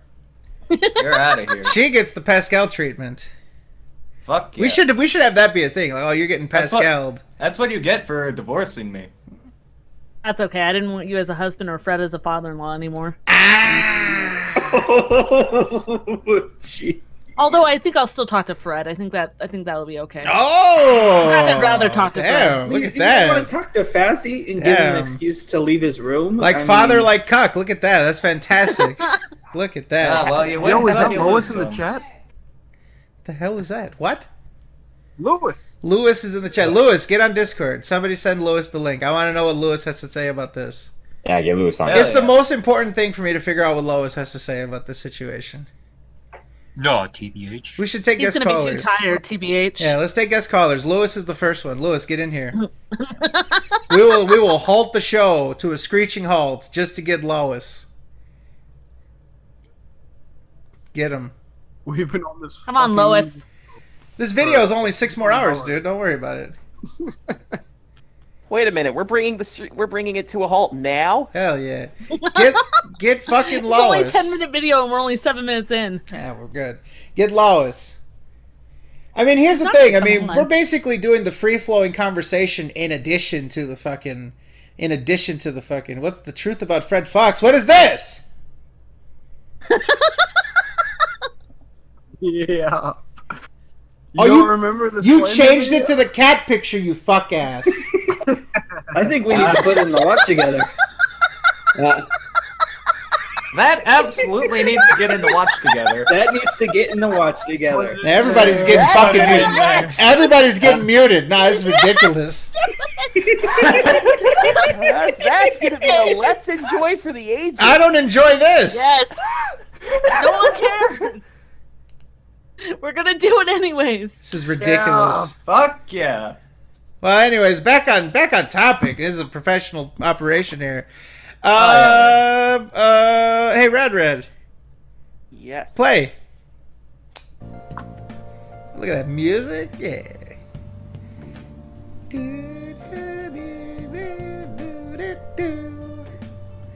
Fred is a Populator rig. Lost at a 260-bit cheer. He says, "What is the dollar to bit conversion ratio?" 1 bit is 1 penny. So you just cheered 260 bits. That's $2.60 for me. There you go. Here's your answer. Did he not say thank you for that? There's your answer. Please, That was your please payment for the explain to me how question. currency works, by the way. By the way, if you don't notice, people are leaving the stream because there's no drama. Oh. They're starting to leave now. They're coming like, over oh, here. If just drama, Yeah, well, I'm out they're of here. I don't visiting want us. to see actual gameplay or any positivity. I wanted negativity and drama, and I wanted him to spill the dirt on his breakup and bouncing all back that. and forth. You know, because they're fucking morons. Oh. Yeah, Because anyone who would want to hear that drama is a fucking low-life moron. God. Well, look at all these low-life morons we've got watching us. All of them. I love each and every one of you. Yeah, if Yeah. we reach 2,000, I don't know what to do. I don't want to make a declarative All right. statement. Can we now start, please? Sure. Can we now start? I like how he puts his Get out of arms our out. Systems? Can we now begin and people Can we stop start? talking I'm about sure that's this- what this people in the nonsense? Twitch chat are saying. Yeah, they've been saying that for the past 45 minutes. And getting banned for it. Look at him. Okay. All right, let's begin. Welcome back, everyone, to Persona. None of that We are happened. back. Let's play Persona. It's Sunday night, which means that I can still do that drink, the boosting drink over at the station. I think So that's the it first for thing I'm gonna do is go How check much is that left in out. the video? Skip forward a little bit, because I think that's it for the video content. Yeah, that's about a minute. Skip forward a little bit? Let's see. Hold on, he's looking at the chat. Let's see. Uh-huh. On how to do this, so. Well, He he's might- looking he might to the read chat one for people more. to guide him. All right. Let's see. He might read one more.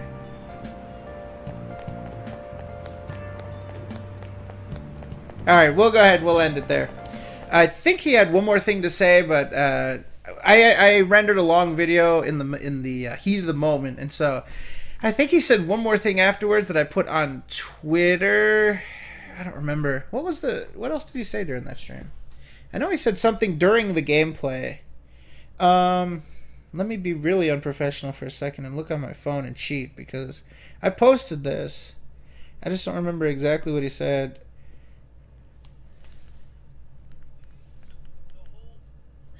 Oh no, that was during the game. Okay, the whole breakup thing, that was during the stream. Okay, so we got that done. Alright, so that basically concludes what he said today on the live stream. This is why we're live right now. Because despite his Twitlonger declaring that he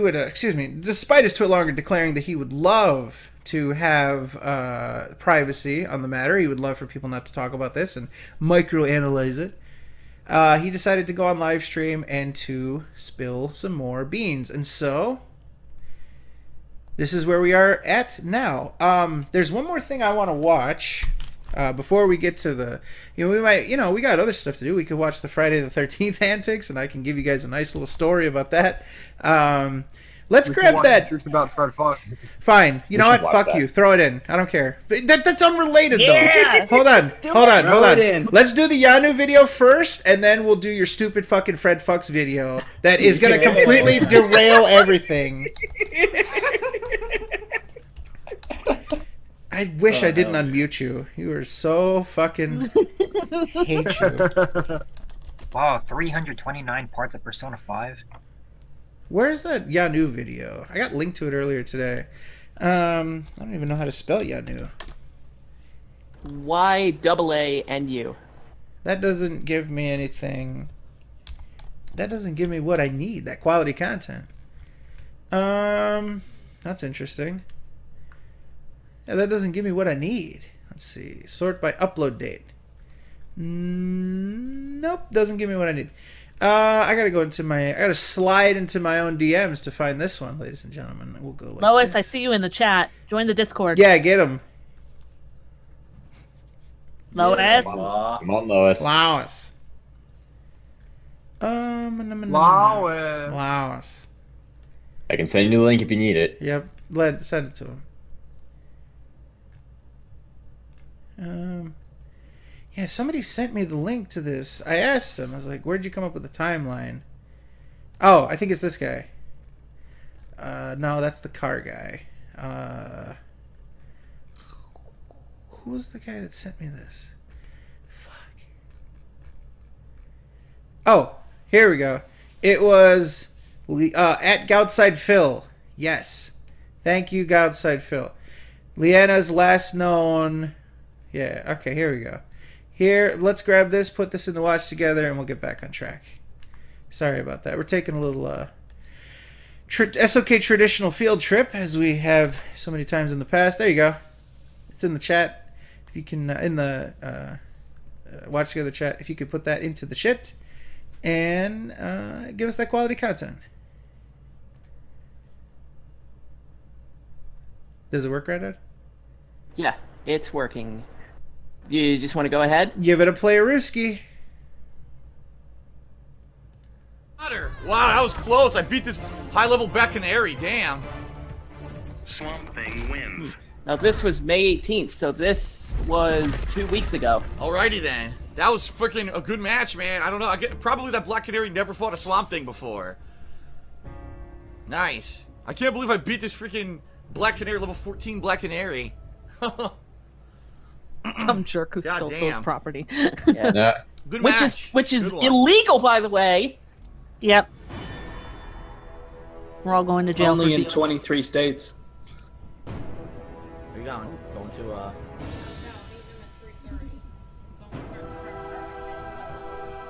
Should we be back for dinner?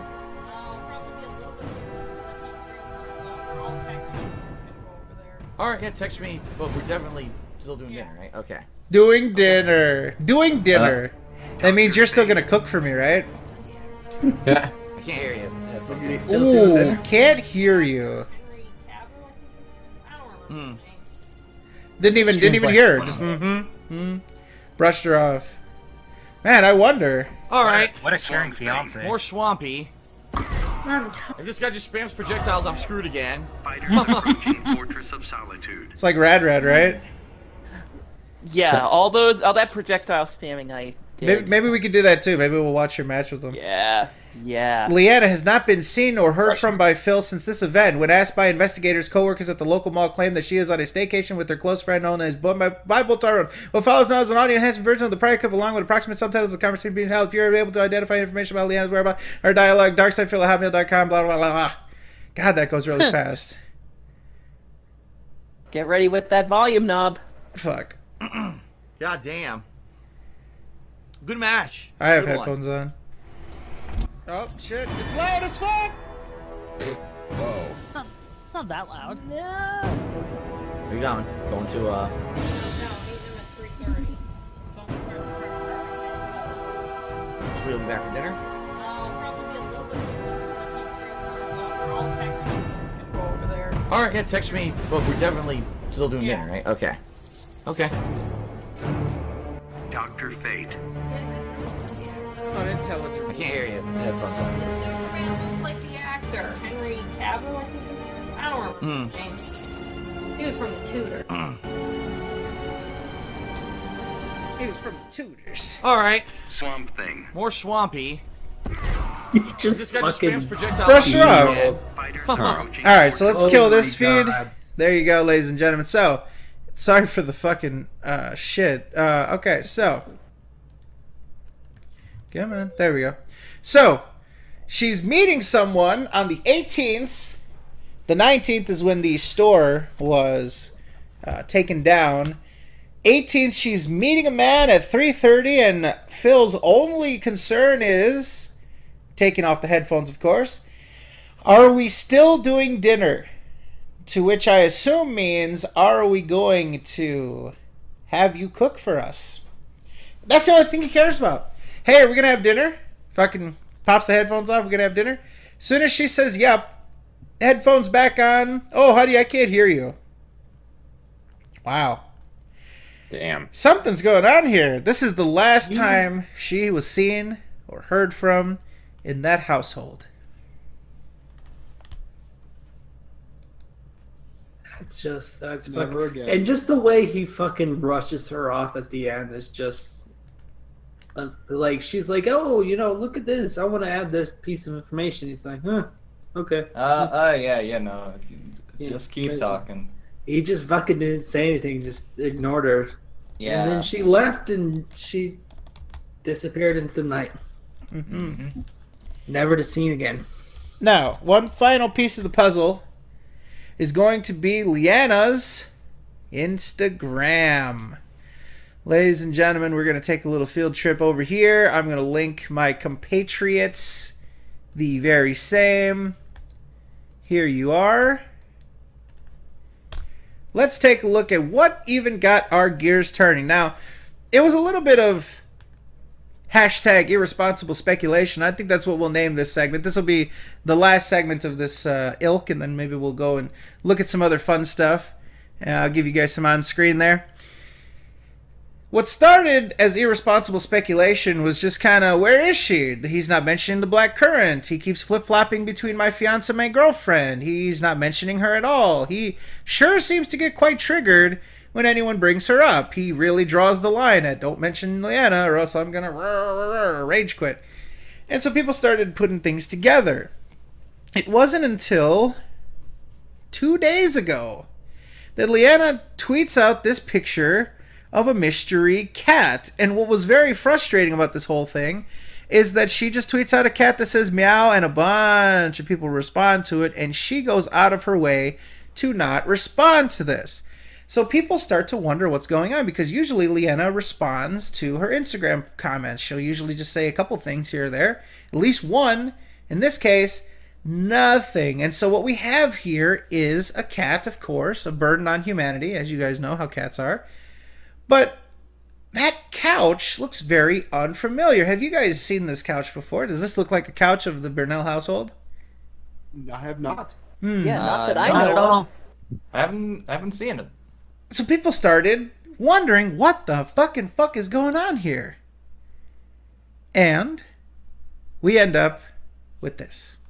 Now, I think it's important to point out that, yes, it's just a picture of a cat, whatever. There's no solid indication, but this is her out of the house with some random cat. We had assumed that she went back home, and I actually still would assume that that's the most reasonable thing. I don't know if she got her own place, furniture, and a cat within 2 to 3 weeks. It's possible that she stayed in Seattle. Who knows? I thought, when I saw this picture, before knowing for sure that there was a breakup, my first reaction was she probably went back and visited her parents because of the whole emergency room thing, that her parents just said, come back now, let's talk, let's this and that, let's catch up with you, we want to see you, we're worried about you. I thought that this was like her parents' cat or brother's cat or something like that. So of course, no indication from her, well, what's going on? But that was where I first went. What was your guys' first reaction to seeing this ill-fated cat? I was thinking, did Phil actually bend and get her a pet? Because at this point, I didn't know if maybe she was gone or if she was still at Phil's house. I mean, it wasn't really obvious, Right.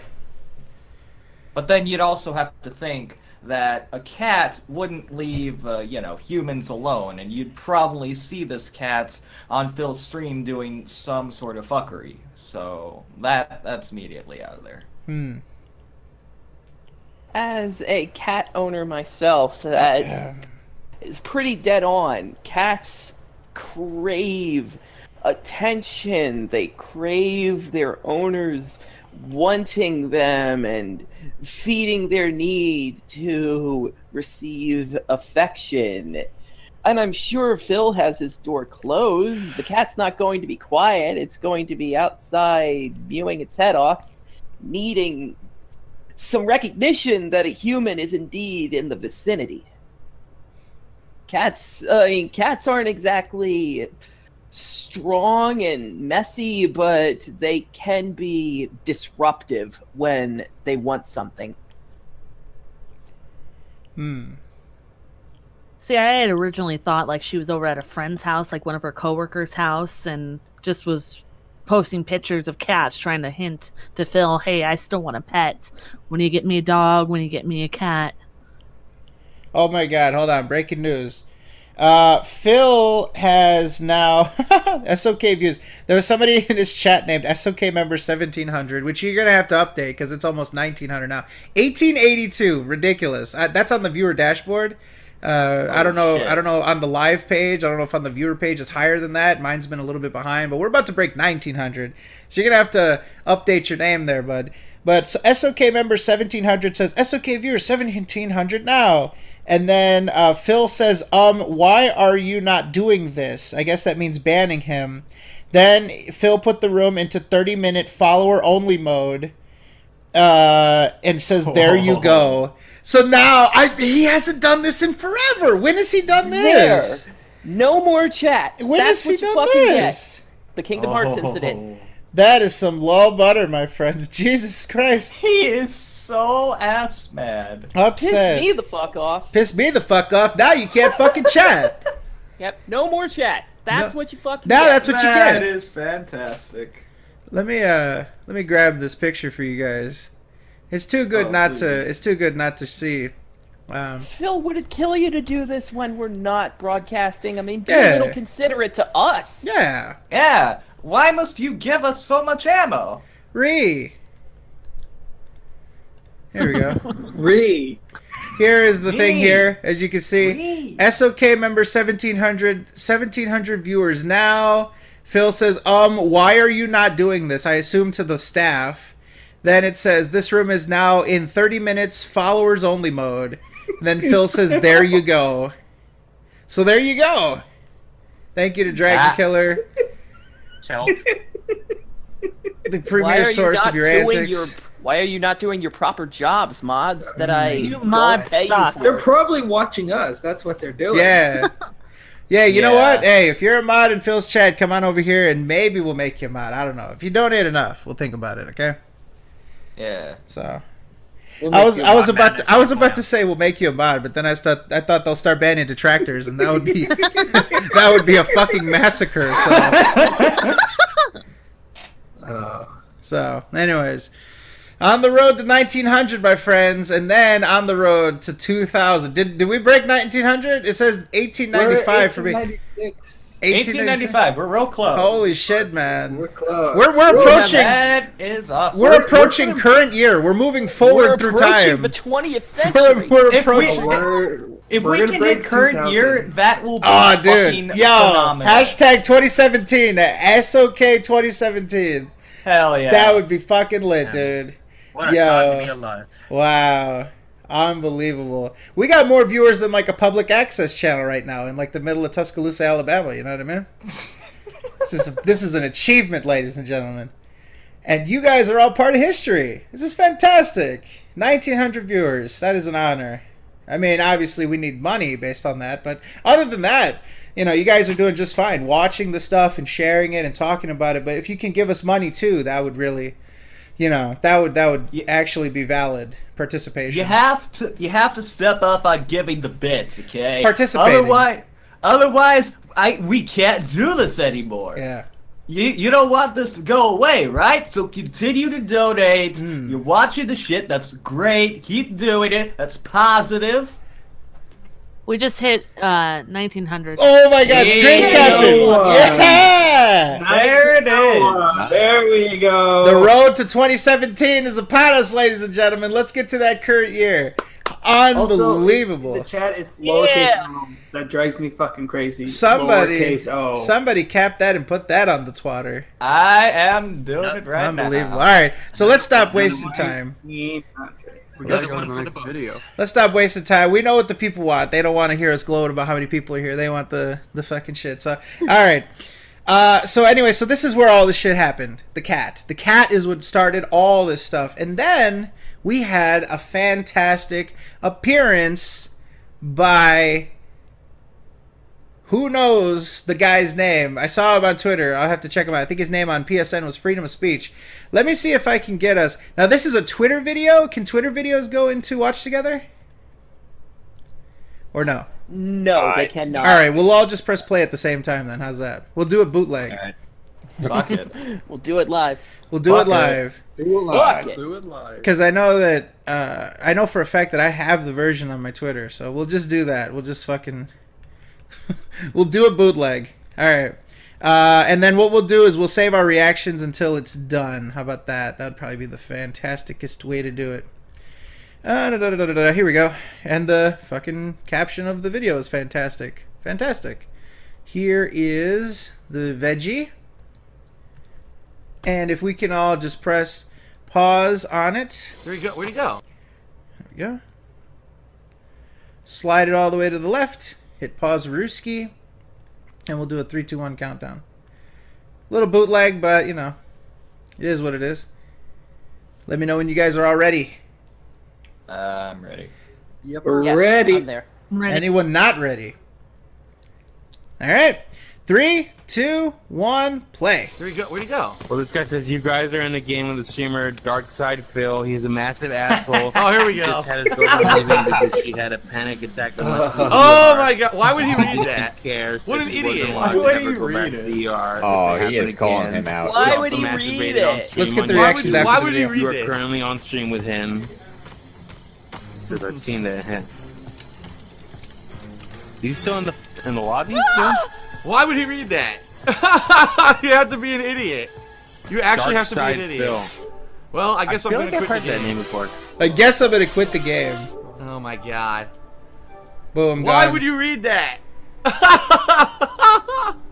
If someone just sends you a random fucking message like that over the internet, would you read it? Oh, let's see. Someone randomly sent me a PM on PSN. Let's see what it says. You're in a game with a streamer whose girlfriend had a panic. Would you read that whole fucking thing? Or would you say, this guy's an idiot, and close the message and play the game? Oh my God, the common intelligence level of the common gamer. Oh my God. Jeez. Oh my fucking God. But I thought he was a common gamer. Yeah, he is. He is the common gamer. I seriously do. He's a crusader for the common I gamer. can't get over how dumb people are. All butter. I mean, you have to have like maybe 2, 3 brain cells to fucking do that. But anyway, I guess we'll join a new match. Oh my God. What a fucking idiot. What a complete asshole. Well, enough of this. Since these people who are playing this game online are so fucking stupid, I'm just gonna go into a private lobby so I don't have to hear their stupidity, and I'll just play the game for myself. Okay. I mean, you really have to be legitimately dumb. Legitimately stupid. Aww.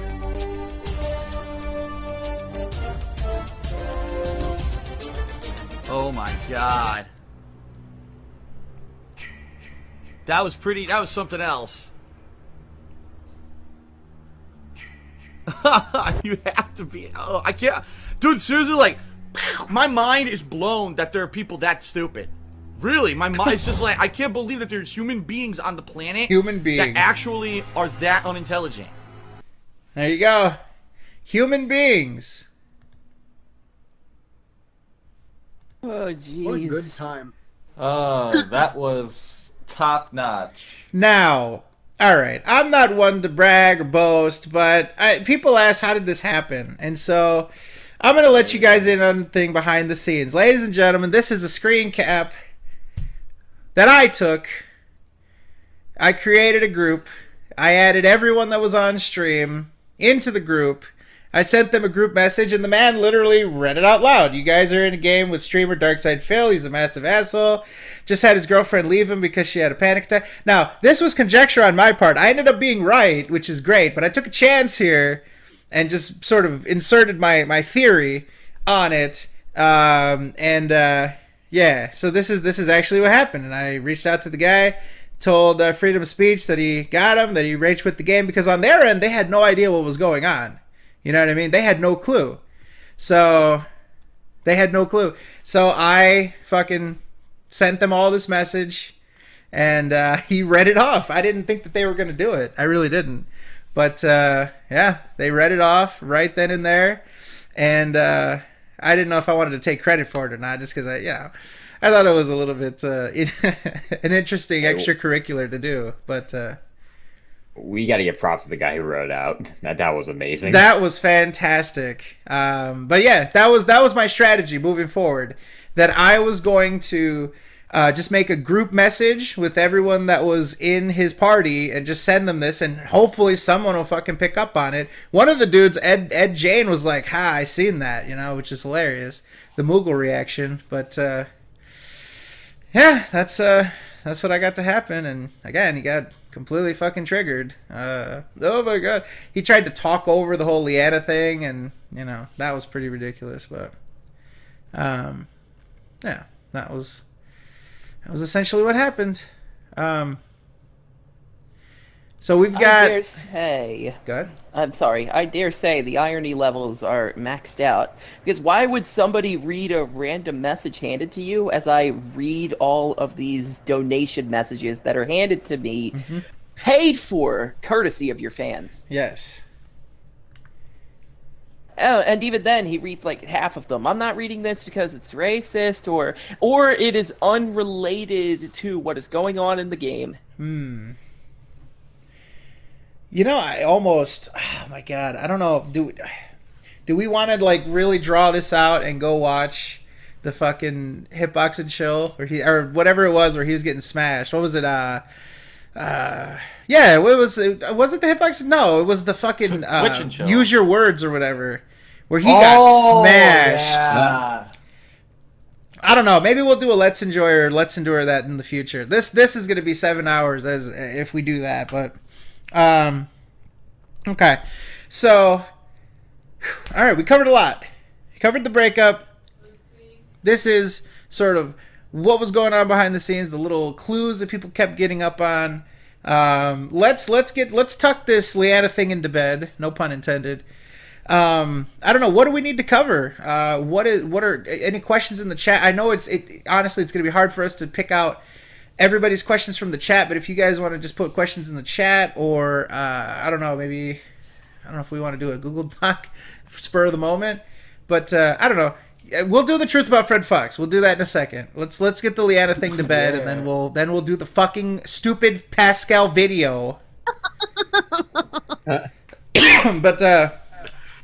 yeah, let's get this. Let's sort of finish up this Leanna thing. So only about an hour left of discussion on the Leanna topic. No, I don't know. However long it takes us, but I don't know. What is there left to say as we milk this to get to 2000? We can actually. We're at 1954. I'm pretty sure there's some people that were born around that time that are watching this. You know what I mean? So let's plug away at this. All right. Anything we didn't cover with the breakup? Let's see. Hold on. Somebody's. Oh, damn it! It's so hard to get these. They're going so fast. The Plague ND says, "Where do you think Leanna is currently? Like, what is her living situation? Do you think?" Thank you, Plague TND. Where is she currently?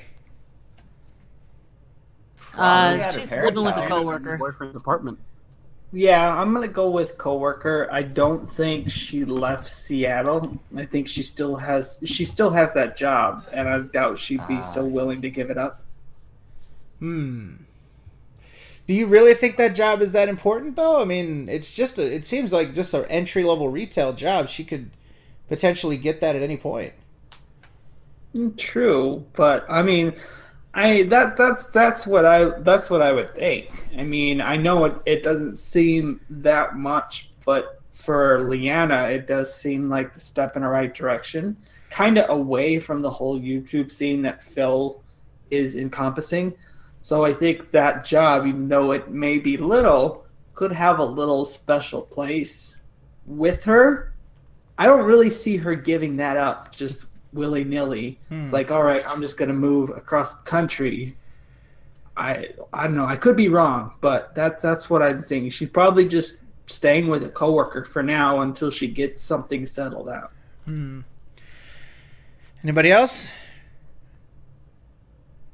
Yeah, there's no way she's back with her parents at all. It's a bit far-fetched, and well, it's not exactly within reasonable driving distance. But is it possible that they paid for a ticket for her to go out there and visit, and that's where she is, or at least was within the last 2 weeks? Yeah, anything's possible at this point. Oh, you know what we need to check out? Hold on. Remember, I made an Imgur of those old pictures? Oh, shit. Oh, my God. Help me find this. Remember I made that Imgur album of all those old Leanna soap forum posts and I put it in the SoK chat? Oh, yeah. Then it said, didn't it say something like she said specifically her parents are offering her to fly her back and shit like that? That's the last piece of the puzzle. We need to check that out. I don't know. Maybe go to the SoK chat, push Control F, and look for Imgur, because it was an Imgur album that I made. I'll just start scrolling. That is going to be the fucking final piece. Be? Just do Control F. You're going to find it. I mean, I am, but like I don't know when you did it. Like I'm a week, within the last week. Okay. Yeah, Control F it. That is going to be the final piece of the puzzle. Basically, Leanna talking about before she moved how much her parents were against it and how they clashed on where they were going to move and stuff. It was basically she was back in Pennsylvania and she was posting on the soap forum right before they moved. This is going to be the crown jewel.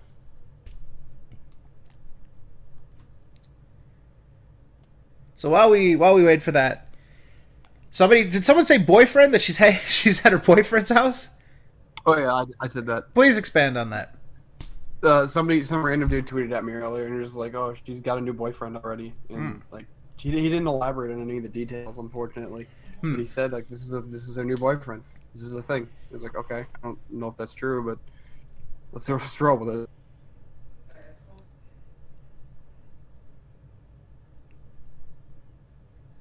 Leanna left Phil because of the hashtag honey dick.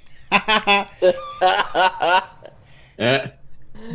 It may have been a falling building block. That's one. It was an Imp. Go ahead. Yeah, it's an Imgur album. You said it was a. Yeah, there you go. Found it? No, not yet. Oh, damn it.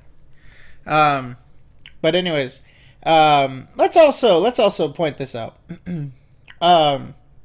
I know that there's going to be some people that are going to say, "Oh, the SoK, do you guys feel as though you played a role in them breaking up or whatever?"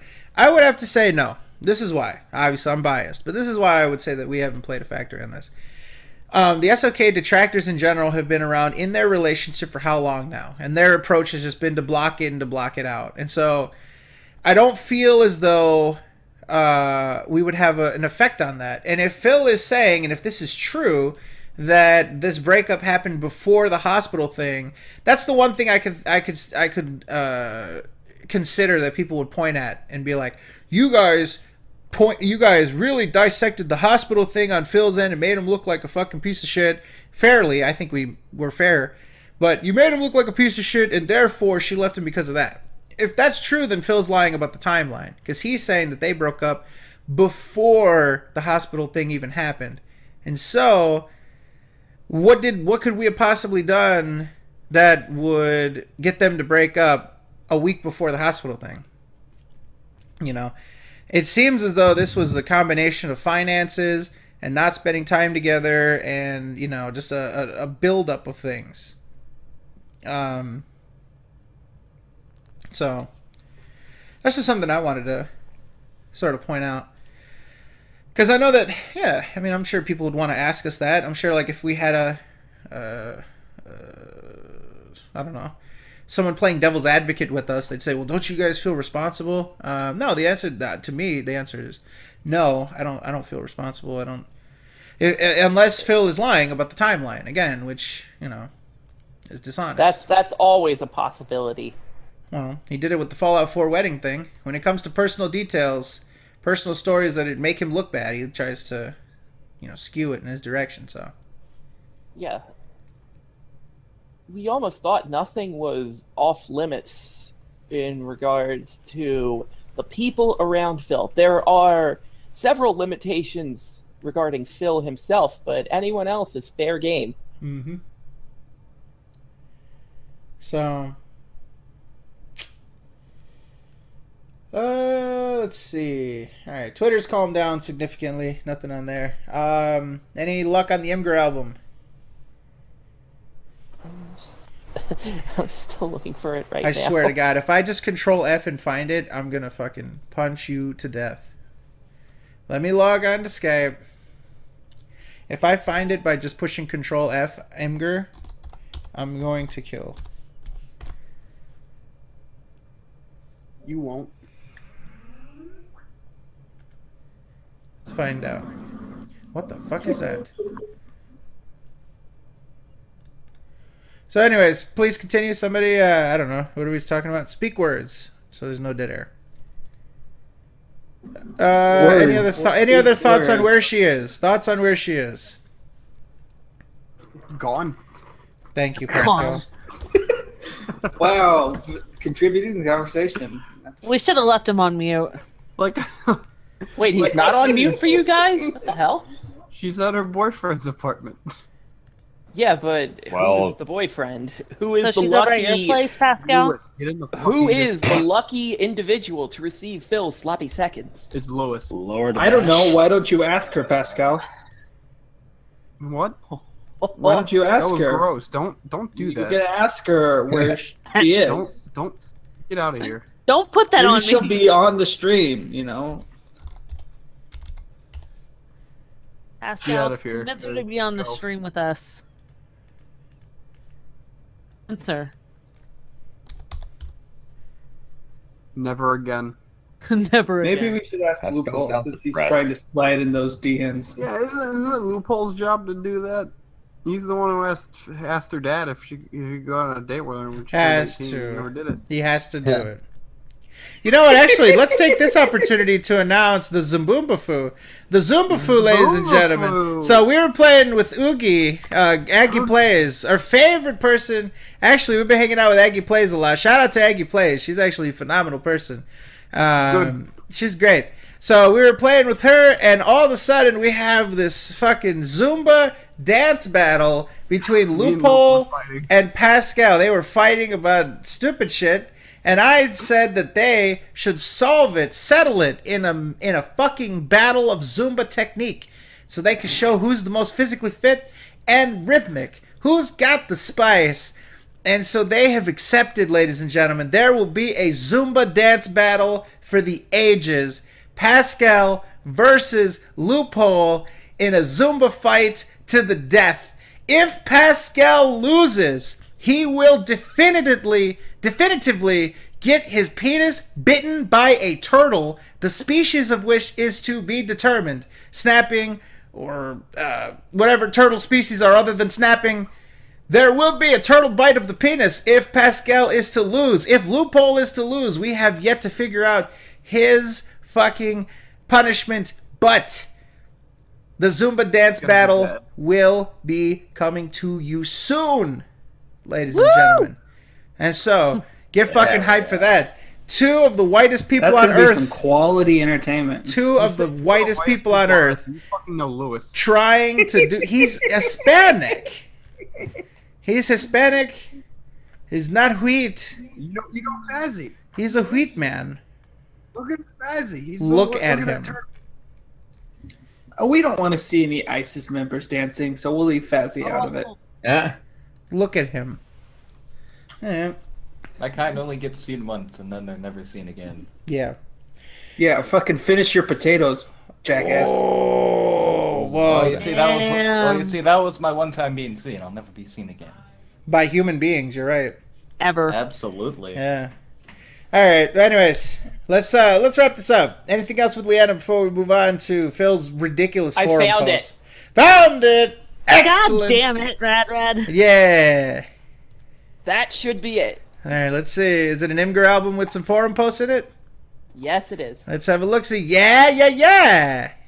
The trick is, I had to look at my browser history, which, you know... Mouth click. Absolutely. No, do not imply anything from that. Mouth click. All right. Too much porn. You can thank me later. No. All right, Drake. All right, ladies and gentlemen, we've got some shit to discuss. Here we go. Let me see. How's the best way to display this to the fine ladies and gentlemen here? I think it's going to be like this. All right, a little on screen for you guys, and let's take this field trip. There's a lot of reading here. Who wants to help me out here? Come on, class. Who'd like to read out loud for the rest of the class? Rad, perfect.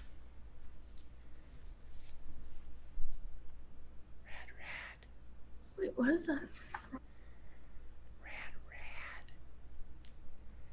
Rad. Fine, fuck him. I'll fuck. Just from there he is. I'll read. There he is. Okay, Fizz, give it to us. Should I read the first one? Absolutely. All right. Post subject dealing with hate. The reason I put hate with a question mark is because I don't totally think hate is the right word. My boyfriend has a public image on the internet, social media, because he works from home with live streaming and other such content. Like everyone that's ever been online, he's gotten some disapproving and pretty hateful people. Naturally, I inherited a large portion of that group by association. So my business is almost set to go, getting the last supplies ordered and getting the insurance. And I've created several social media accounts for my own marketing and publicity. I knew they'd eventually discover these accounts, and 1 or 2 people have been respectful enough to treat it like a business. But not everyone is taking the hint. I'm not even bothering to get in Twitter fights. I just answer their obviously trolling questions and then blocking. Lo and behold, someone makes a mock-up of my Twitter account in an attempt to discredit me. I'm thinking about taking this to a lawyer, but I'm not sure yet. This account clearly knows and dislikes me, but that's not my only trouble. You have groups of kids posting these false claims about my yet-to-open Etsy shop and attempting to flag my accounts. It's frustrating, but I also knew this day would come. Most social media sites have been fast in dealing with them, but I'm still thinking about involving a lawyer for defamation or impersonation. Close enough. Defamation. Close enough. All right. Has anyone had these kinds of dealings? I hate to get a lawyer, but I also can't afford to have my business dragged through the mud.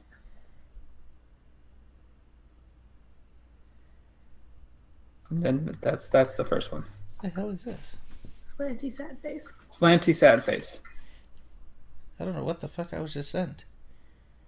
Wait a minute. Oh, wait a minute. Oh, they think that's the... Alright. Yeah, okay. Totally off pot. Nostalgic Brony sent me a DM with this, like, independent hip-hop song called Wait a Minute, because me and Rad were like, wait a minute. He thinks it's some obscure rap song. Good try, my friend, but no, it's Booker T from Botchamania. The tables wouldn't break, and he kept saying, wait a minute. Sorry. Wait a minute. That table did not break. Wait a minute. People thought we were doing Big Smoke. So, alright. I don't think my voice can go low enough for a Big Smoke. Wait a minute. Alright, so that's post 1. Post 2. Rad, give us those golden pipes. Yes. Thought I'd post an update for you guys since I haven't been very active. I got my business license and trade name registered with the state. Didn't trademark it since the price is too high right now, but down the line I will. I still have one more license to fill out since the business is being run out of the home, and I have to buy insurance, but everything is coming along smoothly. My boyfriend is very supportive and has actually started to act like a partner. Whoa. He even said he wants to help pick out the fragrances, something he never wanted to do before. I guess it's partly because he's investing, but he's really coming into the business. Unfortunately, the family isn't quite as supportive. My dad is still moping over me moving away and is trying so badly to get me to move back. My mom is very silent on the matter.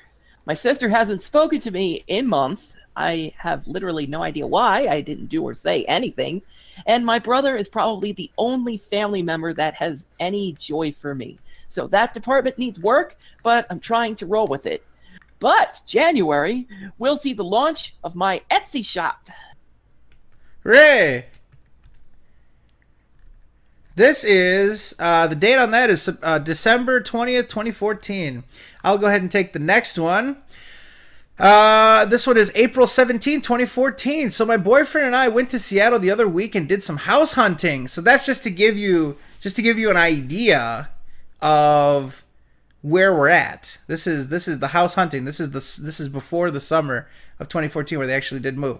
So my boyfriend and I went to Seattle the other week and did some house hunting. We looked at 6 condos and townhouses since we don't need a home yet.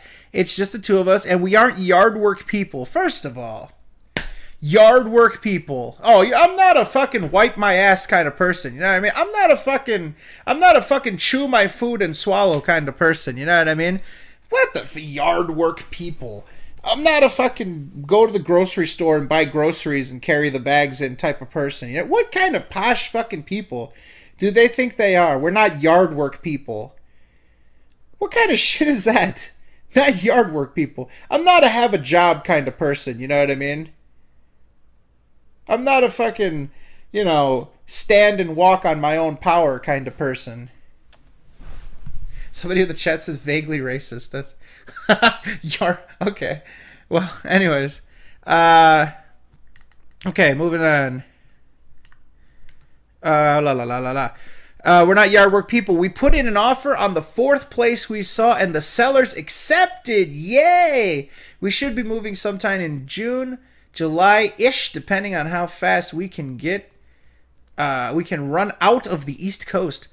Unfortunately, that's where the good news ends. My family has decided to not only voice disapproval, but they've become extremely passive-aggressive with me.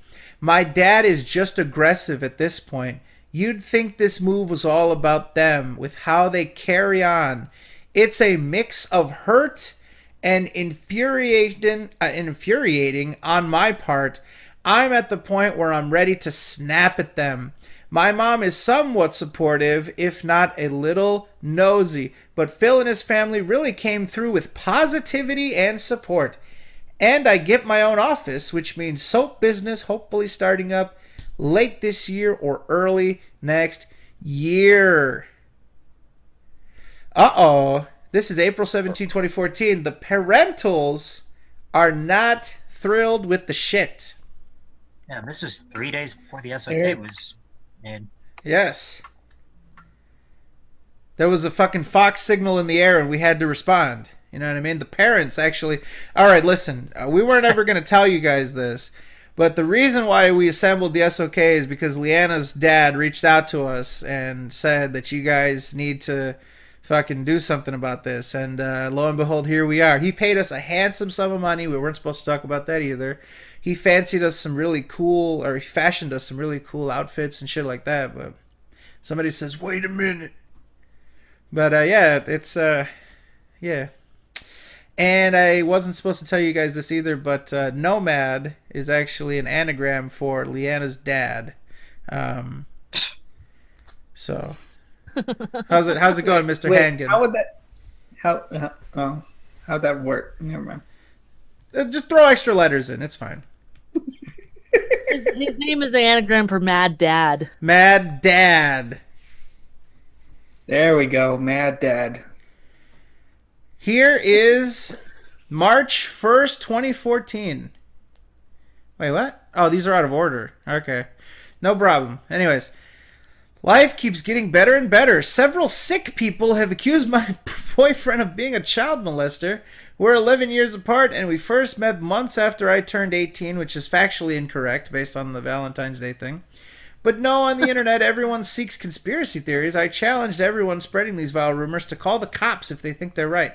My boyfriend and I can prove when we first met and started dating. It makes me sick that people will sink to such levels. Ouch. She's not talking about us. Finally, let's see. There's 2 more. Anybody want to read the second to last one? I'll take care of that. Have at it, Rad Brad. Sorry I haven't been active on the forums lately. I didn't mean to not be around, but between visiting Phil and planning the move, I'm having to shift my schedule around. Honestly, I'm not in the best of spirits lately. I'm having a rough time lately with people. I've been on the receiving end of several nasty comments and YouTube videos as of late, and it's not really helping me out. My soap blog, completely unrelated to my job, has been flooded with death threats and insults, telling me I'm a whore and a gold digger. Jeez. And that I should get cancer. It's not been a good week. I don't know how active I'll be on the forums lately with all that's happening, but I'll try to keep up to speed. I was originally thinking of creating a YouTube channel for my soon-to-be soap business in the next few months, but now I'm pretty sure I'm going to have to scrap that plan. I'm not going to lie, I'm pretty upset about that.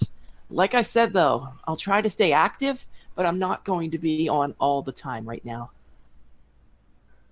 All right. And the last one, I'll just knock. I'll this read one. it. All right, go ahead. Have at it. So this is a big situation. You cut For out. those that don't know, oh, am I still here? You're here now. You're good. Okay. So this is a big situation going on right now. For those that don't know, I live in PA, and my boyfriend lives in CT. We were planning to start the moving process in January, and up until this week, we're 90% settled on living in Florida. Upon learning about some rules and restrictions for starting a soap business in Florida, my boyfriend got terrified. Like speechless terrified. He never shuts up, so this scared me. He's a very business numbers robot guy, so he's seeing that Florida is a horrible idea now. He is now majorly considering his first choice of Washington State now. In the deciding process, I was Team Florida, and he was Team Washington. I went out because both of our families are on the East Coast, and Florida is a cheaper state, and it does have some nice weather and attraction. Disney, anyone? So, in short, I'm terrified. I'm not sold on Washington, and he's not sold on Florida. The pros and cons make me wonder which is the better pick. So here's the list. Florida pros, Washington pros. Nice weather. I love the heat. He doesn't so much. Close to Brambleberry, my only supplier now. Cheaper taxes, house prices, etc. Less rules and guidelines for a soap business. Family is on the East Coast. Fun, young culture. Florida cons, Washington cons. Storms and crazy weather for him, not me. Not exactly topical heat year-round. Crazy rules and restrictions for a soap biz. Leaving family and friends for the West Coast. Far from Brambleberry, new supplier. More expensive state. Housing, taxes, etc. So I don't know what to do. I'm sold on the opportunities of Washington and nothing else. And my boyfriend is the opposite. So I could use some support to maybe shift us in a better direction. I can tell this is going to be a big issue over the next few months. And that one seems to be a lot more vital because you can tell both of them had different ideas of where they wanted to go. Leanna seemed to want to do it for the sake of the business and her business, future business, and Phil wanted to head over to the West Coast for his personal business.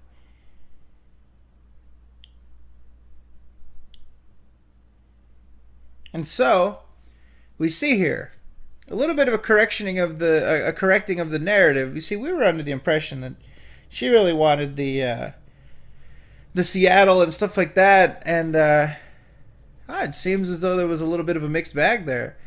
I don't really see them as Florida people. I don't know that. like to move to Florida after not being born there is a little bit of like a like an old person thing to do. I'm sure there's plenty of young people that move to Florida. I'm not trying to be like fucking a dick about it, but just for in their situation, to them it just seems like an old person thing to do. Like, oh, let's go retire or something. So maybe Phil wasn't up to it. I mean, it says here the cons for Florida is crazy rules and restrictions for soap business. So it's kind of weird that they're. Here's the other thing, like, it's not just the soap business, it's being self-employed in general, and so obviously that was a big factor for Phil, too. He said multiple times that the reason why he was moving from Connecticut, besides the life-saving back surgery that he needed to get and have Leanna wait on him hand and foot, and that would only be available for him to do with a house instead of his tiny little condo, one of the big things he said is that it is much less of a burden to be self-employed in Washington than Connecticut, that he'll keep a lot of his money by moving to these states that he proposed, Washington, Texas, and Florida, if I'm not mistaken. So, but as you see, they didn't even bother looking at the other ones. They went straight to fucking Washington. Fourth house they looked at, they gave an offer immediately. Didn't even bother going to any other states, so there you go. The key to doing this field trip was just to show that early on, as we assumed but had no concrete evidence, the parents were not very thrilled about this whole thing, and you can see them voicing it there. So alright, so let's put this Leanna stuff to bed. There's a couple forum posts I want to look at before we get out of here for tonight, and that basically covers it. If there's anything else we want to cover, we can do that, but you know, I just want to look at a couple of these Phil things that he posted because they were just so ridiculous. The aftermath of the Leanna breakup, and then we'll do the truth about Fred Fox. I didn't forget about that, ladies and gentlemen. That's the last thing we're doing. Then shut up. Yeah. Then we're getting out of here. Yeah. Shut up. So, all right. Let's look at these threads and then let's get the fuck out of here. All right. Here's thread number 1. Post number 1. This one starts with because we all know that one. You guys all. Yeah. All right. Let me get the on screen and I'll give you guys the context for this post. Boom. So a thread is started this is random thread, random thoughts, and somebody talks about here. Oh wait, it's perfect because Phil quotes it. All right, didn't need to do all that. Onorub, honestly, Phil should spend more time going outside the house from now on. If he's just working or being in the house by himself, I'm afraid he might actually die. Phil says, because we know being inside a house causes early death, huh? Listen, I'm in much better shape than I was when I started on YouTube. I regularly gauge myself and force myself to walk, etc. I go out 1 to 2 times a week at the least, and I do physical work during that time, like grocery shopping and the like, where I purposely have to walk around a lot and move bags into the house, etc. I couldn't even keep doing the Phil voice, that this is so fucking ridiculous, and I'm getting more angry every word I speak. This man says physical work is him going to the grocery store and walking around and then carrying the groceries in the house. Oh. Fucking but hey, do you know? Oh my god. Do you know how heavy? Fucking, if I knew that, I would have gotten fucking paid for it by now. You know what? You know what? And people in the chat are saying this is a fake. Go look on the forums. Okay, I can't fucking make this up.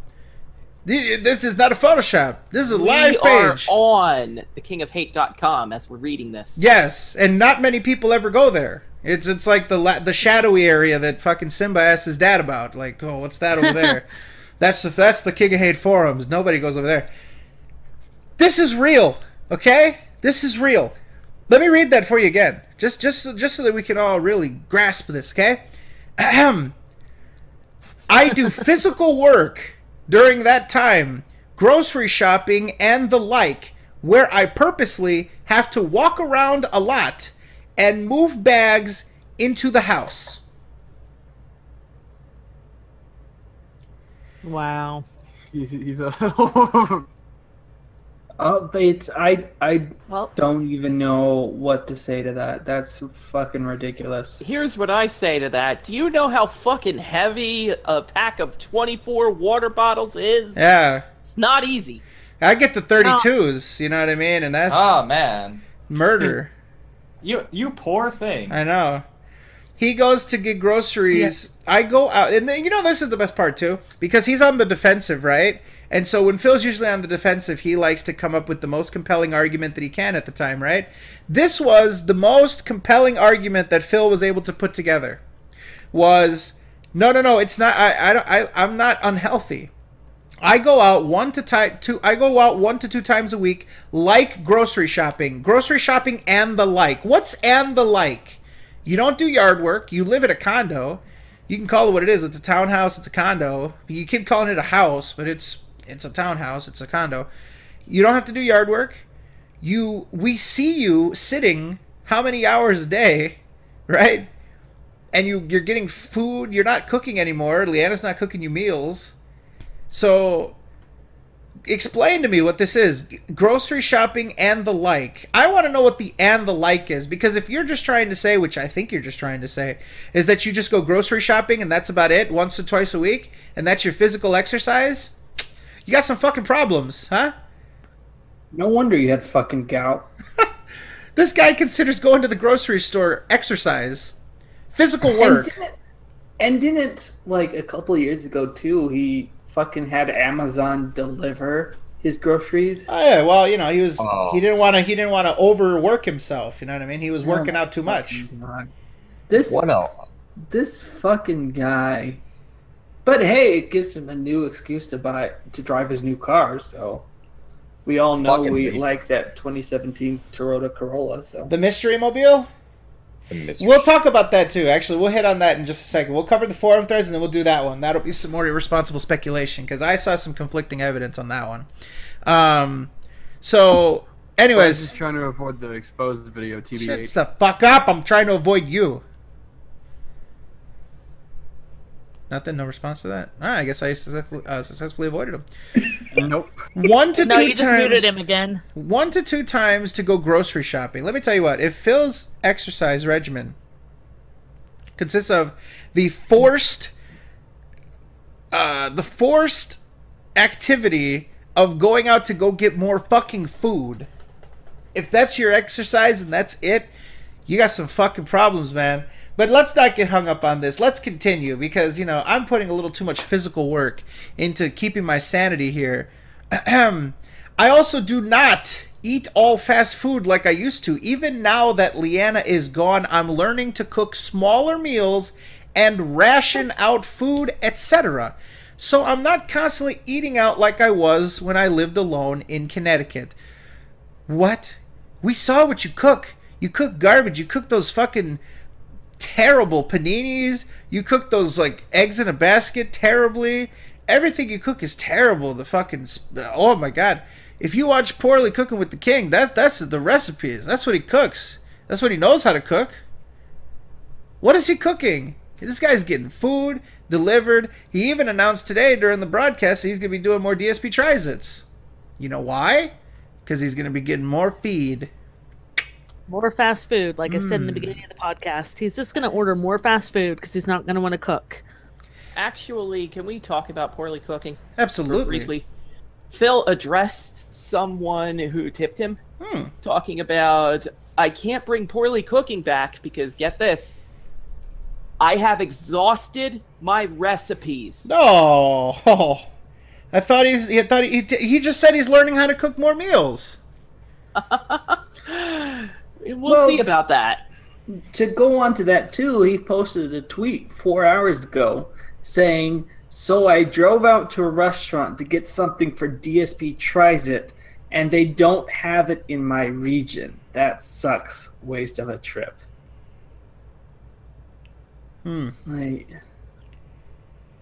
Like the whole day he makes this big fucking deal like, oh, I can ration out food. It's like, I drove to a restaurant. They didn't have what I want for DSP Tries It. Well, oh well. Have you never heard of a cell phone and calling ahead? Seriously. Oh my god. Fucking dumbass.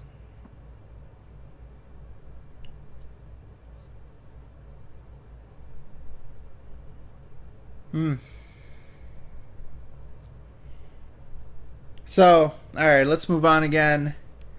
If you're worried about my health, you needn't be. What the fuck says needn't? Jesus Christ. Needn't. Is that a word? I swear I've not seen that since the fucking 17th century. Hold on a second. I need this in my life. Needn't? It is a contraction. Oh, I see, Ernest Hemingway. Fucking needn't. You need not worry. It's the correct statement. Needn't. Oh, come on. Be nice. Phil's a business major that can't even save his own business. Oh, you my need fuck. not be. Where's that graph that shows, like, usage over time? Because I swear to God, dude, the graph is going to be hard as fuck in the 16th century and then sharply drop off when people first had electricity and running water, dude. Needn't. You needn't fucking use words like that. Fucking Shakespeare over here talking about how groceries is hard work and shit. No, needn't. You needn't. You needn't. Those comic books did wonders for his vocabulary, clearly. Unfucking-leavable. Needn't. You needn't. I'm not like these streamers who didn't move at all. Did 24-hour streams constantly and then had heart attacks. Okay, what about gout attacks? Sneak peek into your future, Phil. And I don't ever plan to be like that. I've got a good balance now where I work a lot, but I'm also doing other stuff and staying healthy. And mental health is key, too. I'm very happy with how my work is, and I want to keep it that way.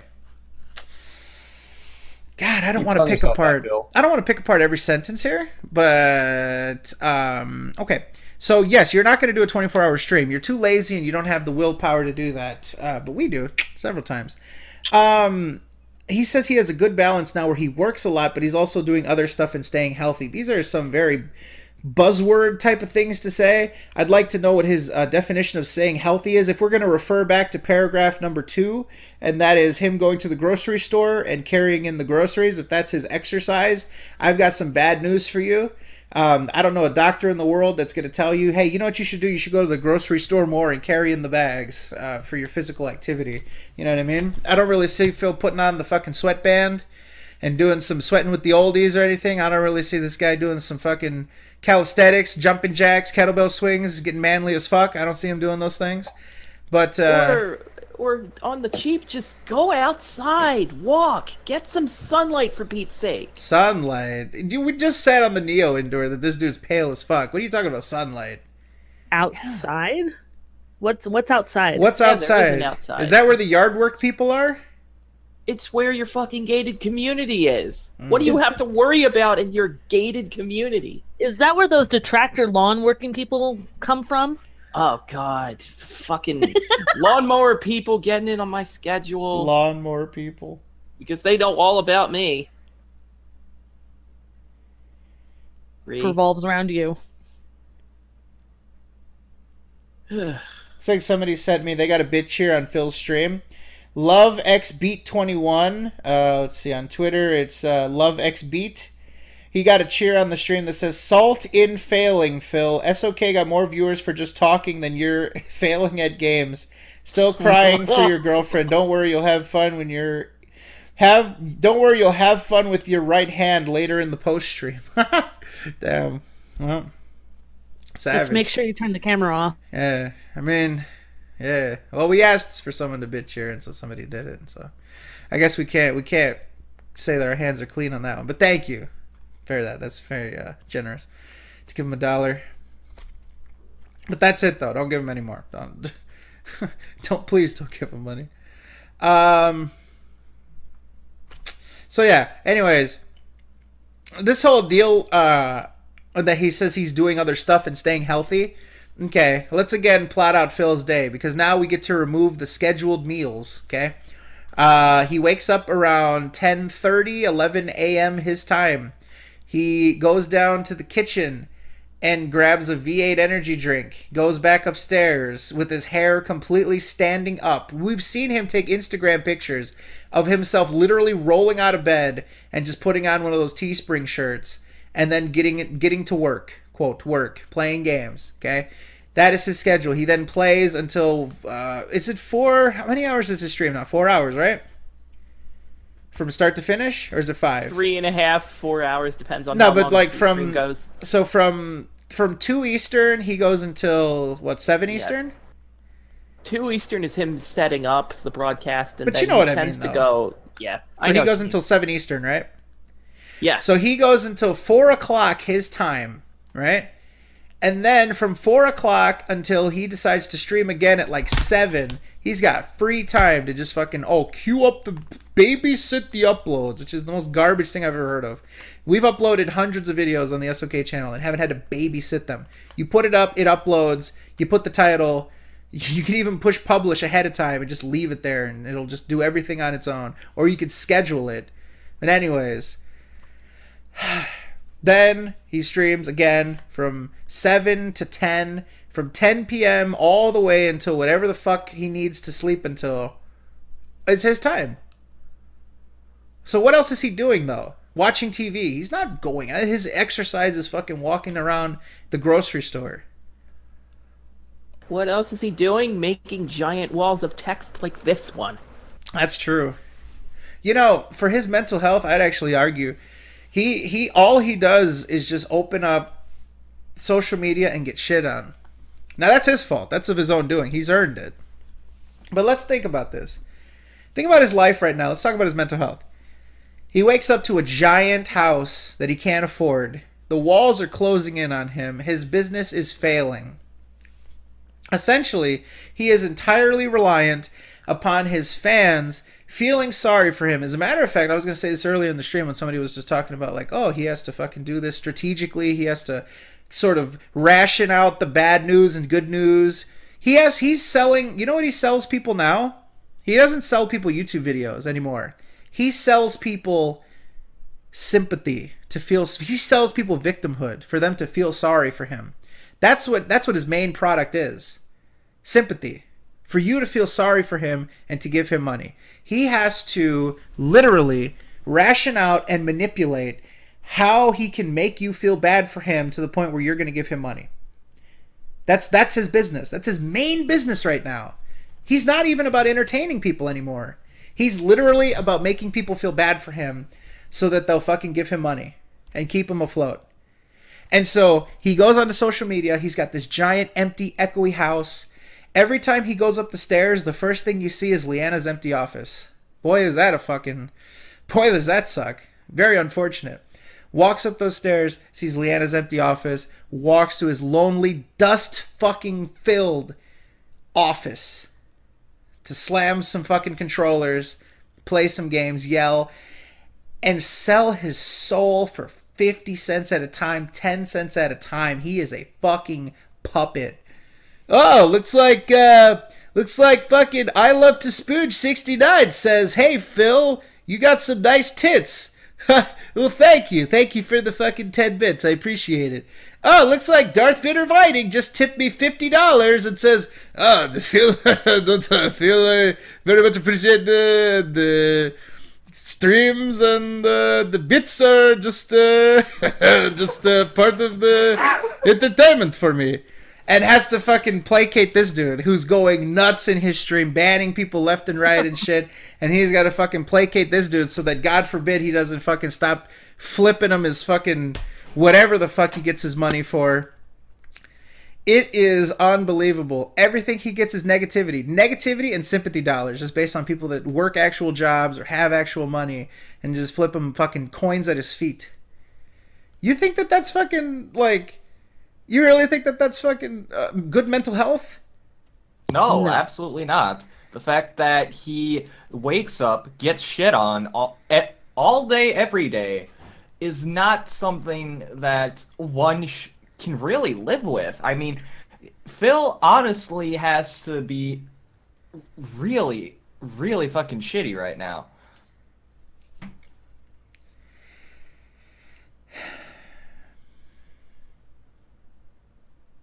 He's not happy with how his life is. He's not happy with Laffy. He's not happy with his work. Everything is negative around him. Let me finish this paragraph and then we'll get out of here. After the stupid fucking Fred. The stupid I'm even thinking of maybe every other week taking an entire day off to work to clean the house. Oh, you're going to clean the house once a week, okay. And go out and do stuff. Go out and do what? Rather than like it was, I guess, back in Connecticut when I was 100% committed to my work, and that's pretty much all I cared about. That's not a good way to live, and I have a good car that can get me places now, so we'll see. Pause. He has a good car now. What? His BMW wasn't good enough for him? Am I reading this wrong? And I have a good car that can get me places now. Your BMW could do the exact same thing. Well, that was before Leanna was using all the time to go to work. That selfish bitch was just fucking using his car all the time. He was stuck in the house waiting for mom to come home. Using his car, using his gas, putting miles on it. Yeah. I'm willing to believe that he has a new car in his life. He stated so, but are you trying to tell me BMW is not a good car? It's one of the best. It's one of the best. Top manufacturer of vehicles.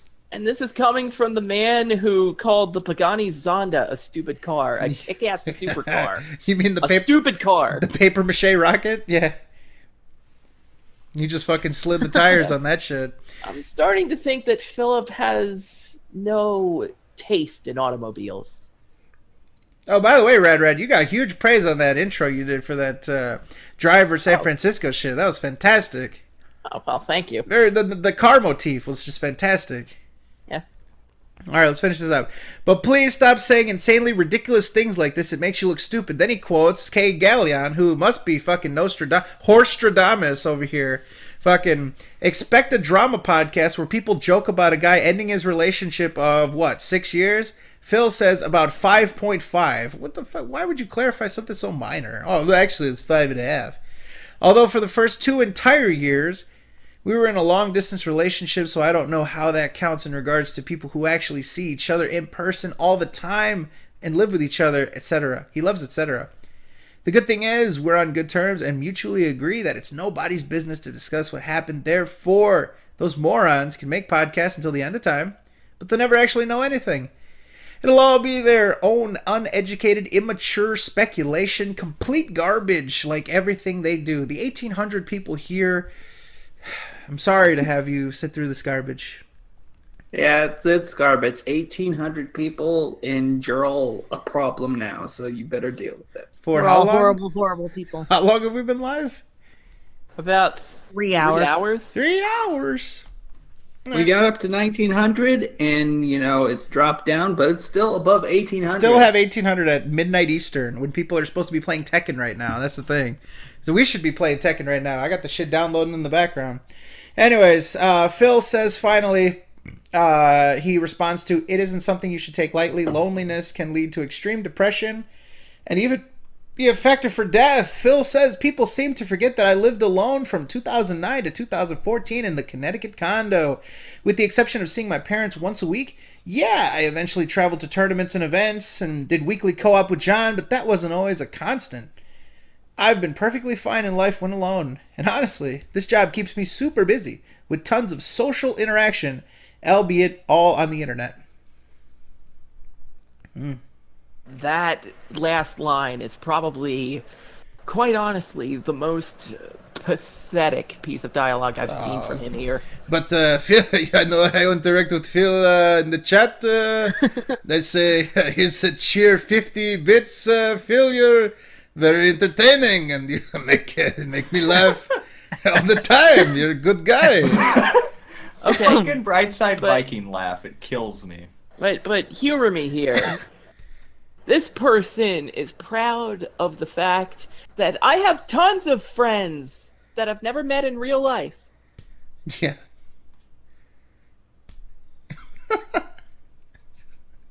Unbelievable. People think I'm doing Dracula. Listen, I don't know if my Viking is good though, but yeah, I'm trying my best with I know Heavy Metal Gamer has a really good one, so I'm making what I can, all right? I'm doing what I can here for you people. Viker. I think it's better you're not able to understand it because no one can fucking understand him. Viker. So, all right. So, anyways, that's it with the Phil posts. Anything we didn't cover? Anything we need to do? I think we covered all the Phil stuff, right? We got... Oh! Rad. You know what? Yes. Do you want to watch your match with Phil? Yes, I certainly do. All right. We're going to do a little field trip. This is for Rad. All right. Now, a little backstory here. Rad actually got to fight Phil like a day before his fucking... And we'll queue up the watch together so then we can watch... Because we're going to go there anyway, so we can watch the Fred Fucks video. If you can get that... Which one? You could just do... I mean, you could just... You can... I have a special version of that. Oh, okay. I was going to say, you could just do his version if you want. But yeah, if you want to do that one, that's cool too. Excuse me. All right. So yeah, let's... Would you like to do the backstory on this, or should I? You should do it. Yep. So, I have fought Phil on several occasions, admittedly to my own personal failure. They were close matches, but I wasn't able to bring home the W. With the exception of this particular encounter, what we are about to look at is a video that has all of it. You have Phil's side of the video, you have my side of the video, you actually have the stream chat on the bottom left, and you have Phil's expression wow, that was close. on the upper right. High-level Beckonary, damn. We're in for some sensory overload. I went to the watch together and that video started playing. Sorry, it like went over you a little bit, but I think everybody got what you had to say. Yep. Just so you know, the watch together is playing that Yanu video right now. Oh, good. At least it is for me, so I had to mute it. Is it paused right now? Not yet. Alright. So what we are looking at is a video courtesy of Freddy Boy. Freddy Boy! Yeah, that dastardly Freddy Boy managed to take footage of my footage and Phil's footage and put them together, and with the live stream reacting to it as it happens. Yeah, so listen, it was Rad's birthday, and I was like, well, I'm a cheap son of a bitch. I don't want to buy him anything. So what I decided to do was to whip up a little video for him. What I did is I took Rad's side of the footage, I took Phil's side of the footage, I blew up his face cam, and then I really wanted to have the chat, but it's hard to take chat caps, and so what I decided to do was actually go back to the video on demand, watch it, record it all as one screen so I can get the feed of the stream chat exactly as how it's supposed to be, then sync that up and then sort of put it all together. And so what you actually have is an accurate, honest-to-goodness, full-on dealie of Phil's footage, Rad's footage, the chat, and Phil's face cam.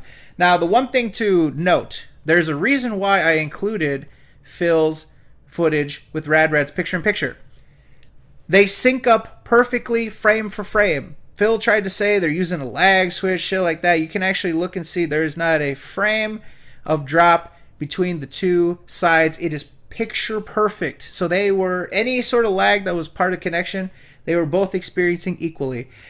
All I had to do was line up when exactly they started, and I didn't have to adjust a fucking thing. They were perfect. So let's get the video popping right. Fresh. Let's do it. This is going to be really hard to watch for me. No ping at all. No ping. No ping. I see ping perfectly fine. Huh. So cheated, Rad, I can tell you that now. What was the idea behind the pick? Okay. All right, new player. I have no idea. We got a Catwoman. What do I want to play with? Down a little bit. My Grud sucks. There we go. Like, I know what to do with Grud, but I couldn't get it to work the other day at all when I was playing with him. I would like to add that this is a coast-to-coast connection. How do you do this? L1? How do I do it? I can't do it, look. The buttons turn it and it won't work. Covered. Match options. There it is. I'm doing this live. I should really not. I have to press match options. Nah, do it. This is what this is for.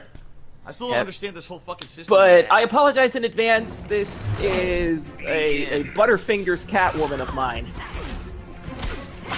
Such as the first round here, I get tripped a lot because I don't fight a lot of Captain Colds. So this is a character that I myself wasn't familiar with. I was trying to sort of learn him on the fly, learn his range. Kept getting blown up by his wall. Whoa! She dashed right by me. That scared the shit out of me. And Phil has absolutely no idea how the rolling works in this game, which I try to take advantage of. So there's the first notice that who you are, Rad, LOL. Oh dear. You'd think I was semi-famous or something. Playing with the detractor low. But yeah, at this point, I'm like, fuck, I'm gonna get embarrassed because this is on the internet forever. So you were nervous? Like, I was trying not to lose because I knew it was coming if I did. The public shaming. So I figured, might as well like adapt on the fly. So ducking a lot of projectiles, trying to get in, trying to at least get in his face. Uh-oh. He's just doing shit. Look at him. Yeah. Like, boy, does he press buttons a lot, and unfortunately my buttons are better. Hear me roar. Oh, somebody identified you as SoK member. I have no idea how good Catwoman is in this game. I knew that she was terrible in the first Injustice. Which, yeah, thanks NetherRealm. So when did you feel like you had him? Were you nervous the whole time? Were you like, oh, don't fuck this up? Or did you feel like you had him at any point in this match? I feel like this match could have gone either way. Even now when you're inching him down? Yeah. Ooh, And tried to put some stank on it. This is where I fucked up. No. Oh, did you see that, Rad? He showed the controller. No. Yeah. Sorry. That was me holding back. Unless it hit me low, that was me blocking Like, high, what I so wanted to happen was I wanted to do super after the second kick, because after the third, he's, like, untouchable. He's on the ground, and the super whiffed, as you saw. His head. That would have been good. New head. Yeah, that would have been very nice, and I got a little show-offy, and at this point I'm like, yeah, let's go, Phil, let's go! Ooh, you got hype? You're popping off? Of course I did. Of course I did. I beat Darkseid Phil. SoK won. Oh god, On his SoK home mass turf. vapping. Phil got beat by an SoK member. He's looking at that now. He's looking. So, here's the part where I'm not going to pop off. Do you notice in the first match where he tried to turn on competitive mode? Yep. Because competitive mode, this game has gear that enhances damage and abilities. Do you notice what didn't happen? He never went to competitive mode, so let's see what happens. Uh-oh. Ooh, somebody says Rad is awesome. Look at that. So I have a friend of mine who is a Darkseid player. I regularly practice with him online. I'm familiar with this match. I at least know where Darkseid's gonna go. His deal is that when his back is against the wall, he will try to teleport to the other side and try to open you up like that. So I just did nothing. I just blocked down. And he did open me up a couple times.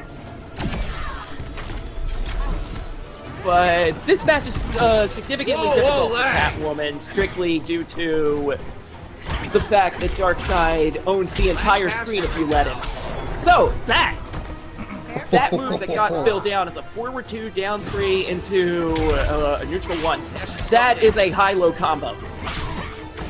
And I noticed that it opened up Phil, so whenever I take the opportunity, I'm going in with lag, man. Yeah, it lagged for both of us. But whenever I find the opportunity, I'm going in with that combo. Because I know that I can open Phil up with that.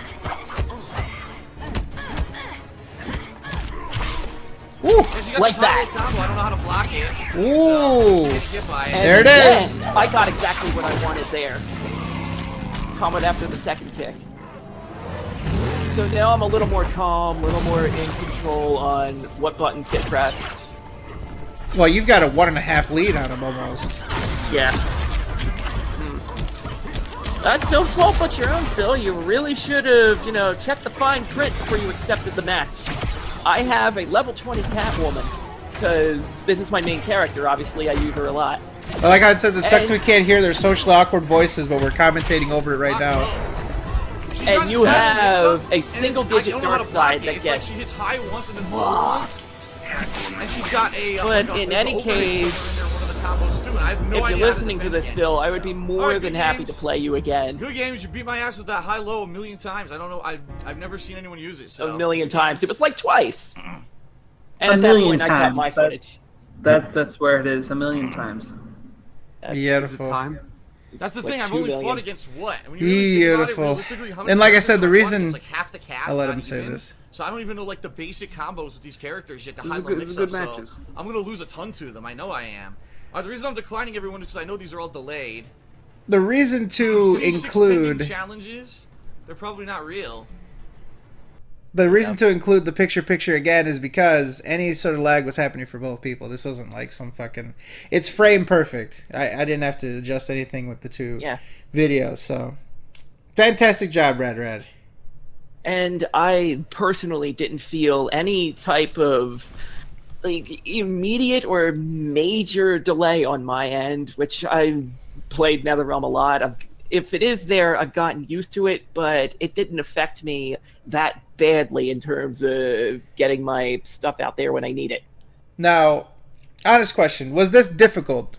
Just beside who he is and being nervous and being on his, being on his stream, was this difficult? Is he a good player? He is definitely a good player. The problem is he tends to play a fighting game on a 2D plane like it's Street Fighter. He's zoning you. He's trying to keep his distance from you. He's trying to play it safe. I noticed that when he uses Swamp Thing, and every other piece of offense around him is that full screen vine grab of his. If he makes any effort to learn a combo, it's usually like 1 or 2, and once you know how to block those, I would not dare say that he is free. But if you have any kind of experience with the characters he plays, it's a very basic academic portrayal of that character. Okay. I didn't think it was hard, but on the other hand, it was not a cakewalk. At least the first time. Very good. All right. I guess we'll watch the Fred Fucks fucking stupid fucking Pascal video, and then we'll get out of here for tonight. Pascal, are you ready? I am absolutely ready. Let me talk you through it. Pascal is jizzing in his pants right now. You know what? You know what we'll put in after this? We'll put in the video about Pascal agreeing to have his dick bit by the snapping turtle. Why don't we put that in the playlist too? Oh, I want that. Yeah, let's do that too. Here, I'll grab that. I've never seen that before. Yeah. Wait, I got something to say. What's up? Wait, I'm gonna put in the chat. Cause sorry for not talking. I actually passed out in the call. Oh, you pulled a Fred. You don't want to fucking. Jeez, I didn't know the show was that boring, Torres. Damn.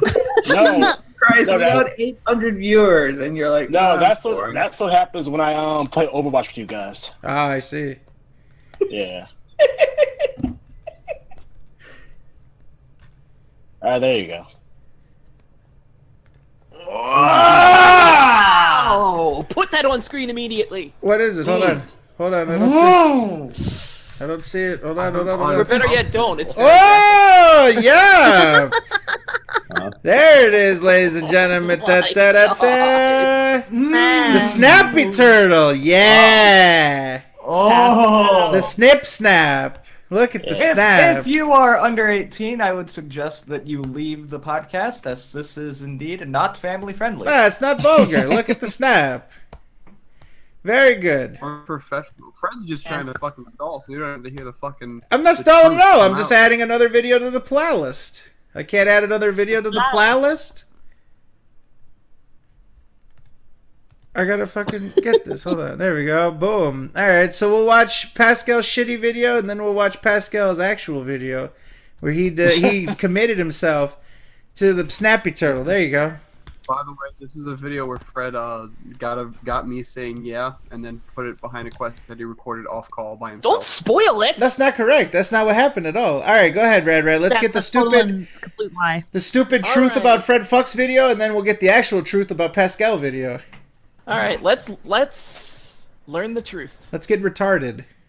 Fred fucks you, bloomin' cunt. I will destroy you. Wow. You weak little weeboos. Everybody knows it by now. While you spend all of your time on Skype living on anime, you watch Love Live at least 3 times a week. Your wife Honoka isn't real. She will never love you. Oh my god. Not to mention, Rin is obviously the best girl. Fucking piece of shit.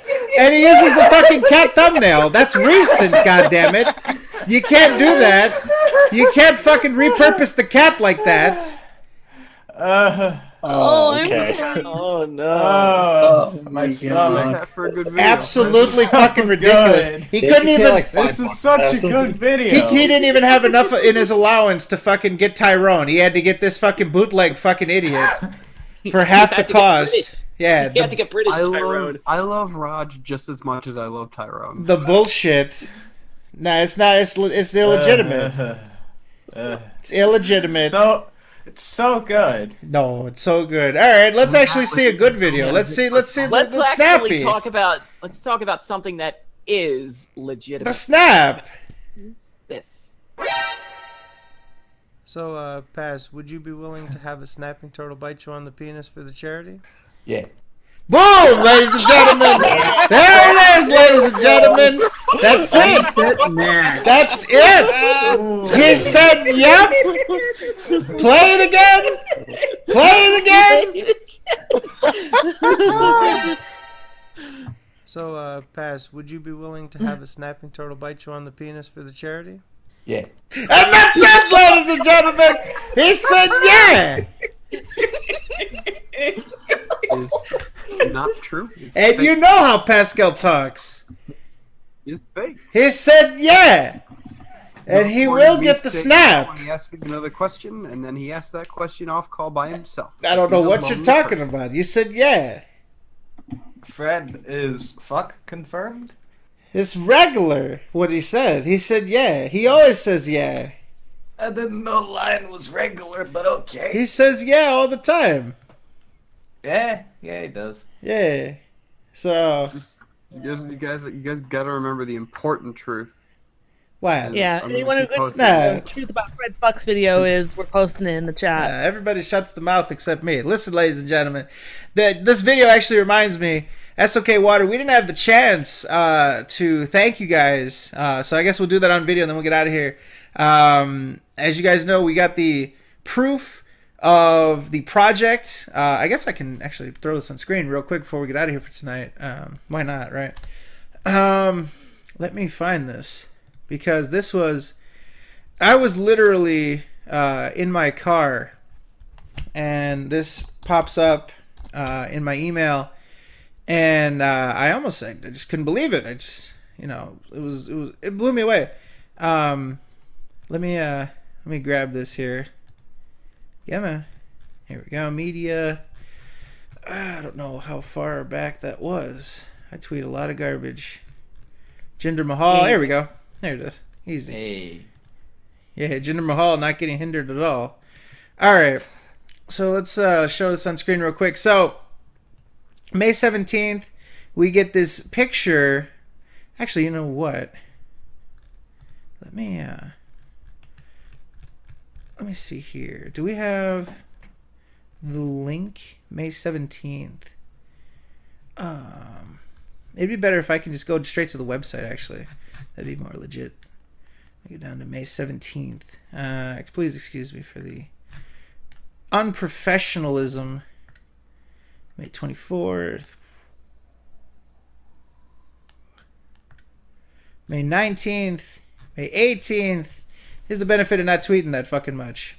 There we go. Okay, so let's head over to the actual website. Here we go. So this is, everyone that donated to the charity actually got the same link to this. This is a update from Charity Water, the project Coma community, which is kind of similar to Kojima community. It's kind of awesome. Completed May 2017. In Ethiopia, 150 people were served with water, and they drilled a well. Obviously, the sponsor says my name because I created a personal account and then made the thing. Here's the GPS coordinates. The project cost was $11,413, and they used the Relief Society of Tigray to do this. Now, here are the also important pictures. Actually, there. You can't right-click. Oh, yeah, you can. Open image and new tab. Open image. Come on, give me that right-click. Why won't you do it? There we go. Wait, does that open? Yeah, here we go. So here is the actual well that they drilled. They had the locals help build this like protection wall thingy. Like it's in an enclosure, and it's a well drilled, and they basically just pump it here. And they use their jerry cans to collect this fresh, clean water. And what blew me away, I didn't see this at first. There's a little plaque here that says Coma, SBH, which I don't know what that is, and Sons of Kojima. And here, let me see, why is this not cooperating with me? Yeah, this isn't cooperating with me. What if I do that? Yeah, it doesn't want to cooperate with me. But as you can see, there's a plaque here, Sons of Kojima, and that I was kind of blown away by it. I didn't know that they were going to do this. They didn't tell us that they were going to do that. But yeah, if you want to check out any of the information with this, you can go to this website. There was a note here. I'll just read quickly. The field note from the people that drilled the well. It says, thanks to you, this community now has access to clean, safe drinking water. Additionally, our local partners trained community health workers and local leaders to disseminate positive hygiene and household sanitation messages to their respective community members. Each family using the new water project contributed to the project's construction, a small fee, but one that helps instill a sense of personal ownership for the project. Each family will continue to pay a small amount to use the water. The community will save this money for any necessary maintenance and repairs. Fees weren't the only contribution that the community made. Community members helped build the structures to protect each water point after they were built. The people here, especially women and girls, used to walk up to 2 hours to collect water for their families. The water wasn't safe to drink and often made people sick. And thanks to your help, the community walks significantly less every day to collect water. Most importantly, the water that they bring home each day is safe enough to drink. And so, you know, everyone that donated, their names are all still here, immortalized. Their messages that they left. And then our campaign was partnered up with, it says here, Essentier's birthday charity. So it looks like this person used their birthday and said, you know, instead of getting me gifts, just give whatever you would give me to this charity. And then Jack's Gap X charity water. So ours was 10,063, and then they combined 827 and 522 all together. Obviously, since ours was the lion's share of it, they gave us the plaque, but... So yeah, that happened, and I don't think we had an opportunity yet on stream to sort of thank everybody for that, and you know, to really just tell you how much this means to us to have had the opportunity to do this. You know, I mean, really, it wasn't us. That sounds tacky, but I mean, you know, this was the community that came together and funded this. There's no way that we could have done this by ourselves. There's no way that this community could have, or sorry, that this group, SoKast specifically, to just put together this amount of money to do that. This was the community as a whole, and yeah, it means a lot. It means a lot that you guys would trust us to donate to something that's attached to us, and it means a lot that we were able to get this done. And you know, we kind of forgot about it. It was always in the back of our minds, but we kind of, you know, just moved on and forgot about the fact that this happened. We don't bring it up at all. And to get this email and to see that it's real was, yeah, it was a crazy feeling, and it made it all real after the fact. And so yeah. So again, thank you guys so much. I know that so many people helped us share it, and obviously there were so many people that helped us do charity challenges. They submitted it to us. The people that helped us do the charity challenges, God, the people that donated, obviously, but yeah. And I guess it's fitting for me to say that we are not officially announcing anything yet, but we are seriously considering trying another one.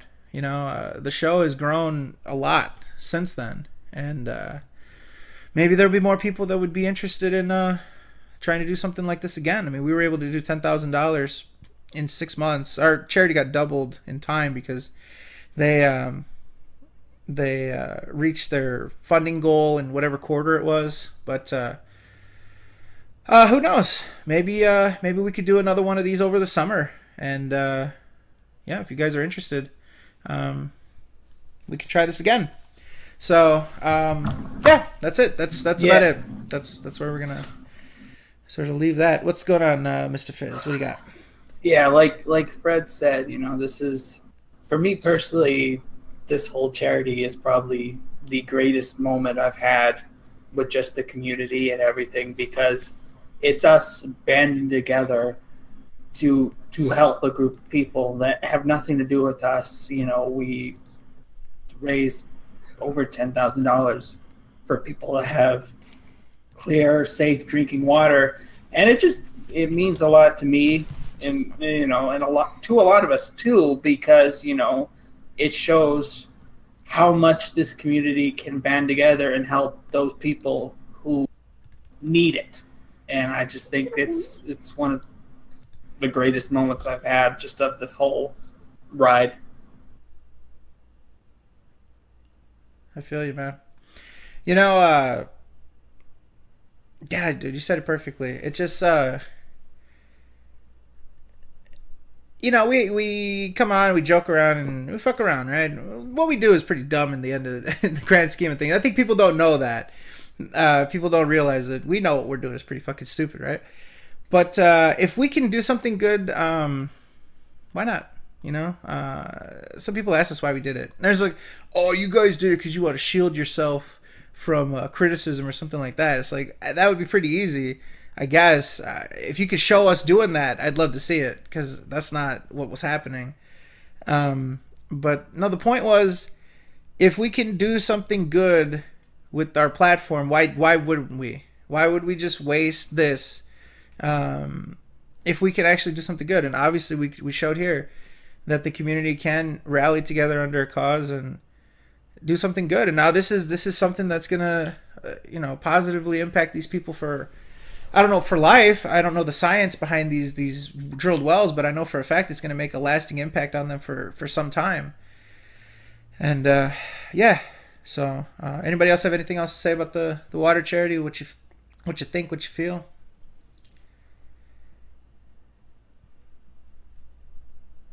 I was not a part of this before, but I have to say that that's a phenomenal, monumental sight to be immortalized in this contribution.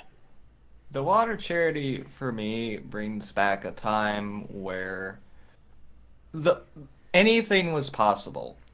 We were given a chance to not only better ourselves, but also better these people's lives. And for me, I wasn't even in the group at this time. I still wanted to participate in this water charity and sort of, help in any way I could. It was an amazing time. It was one of the proudest things I've ever been a part of.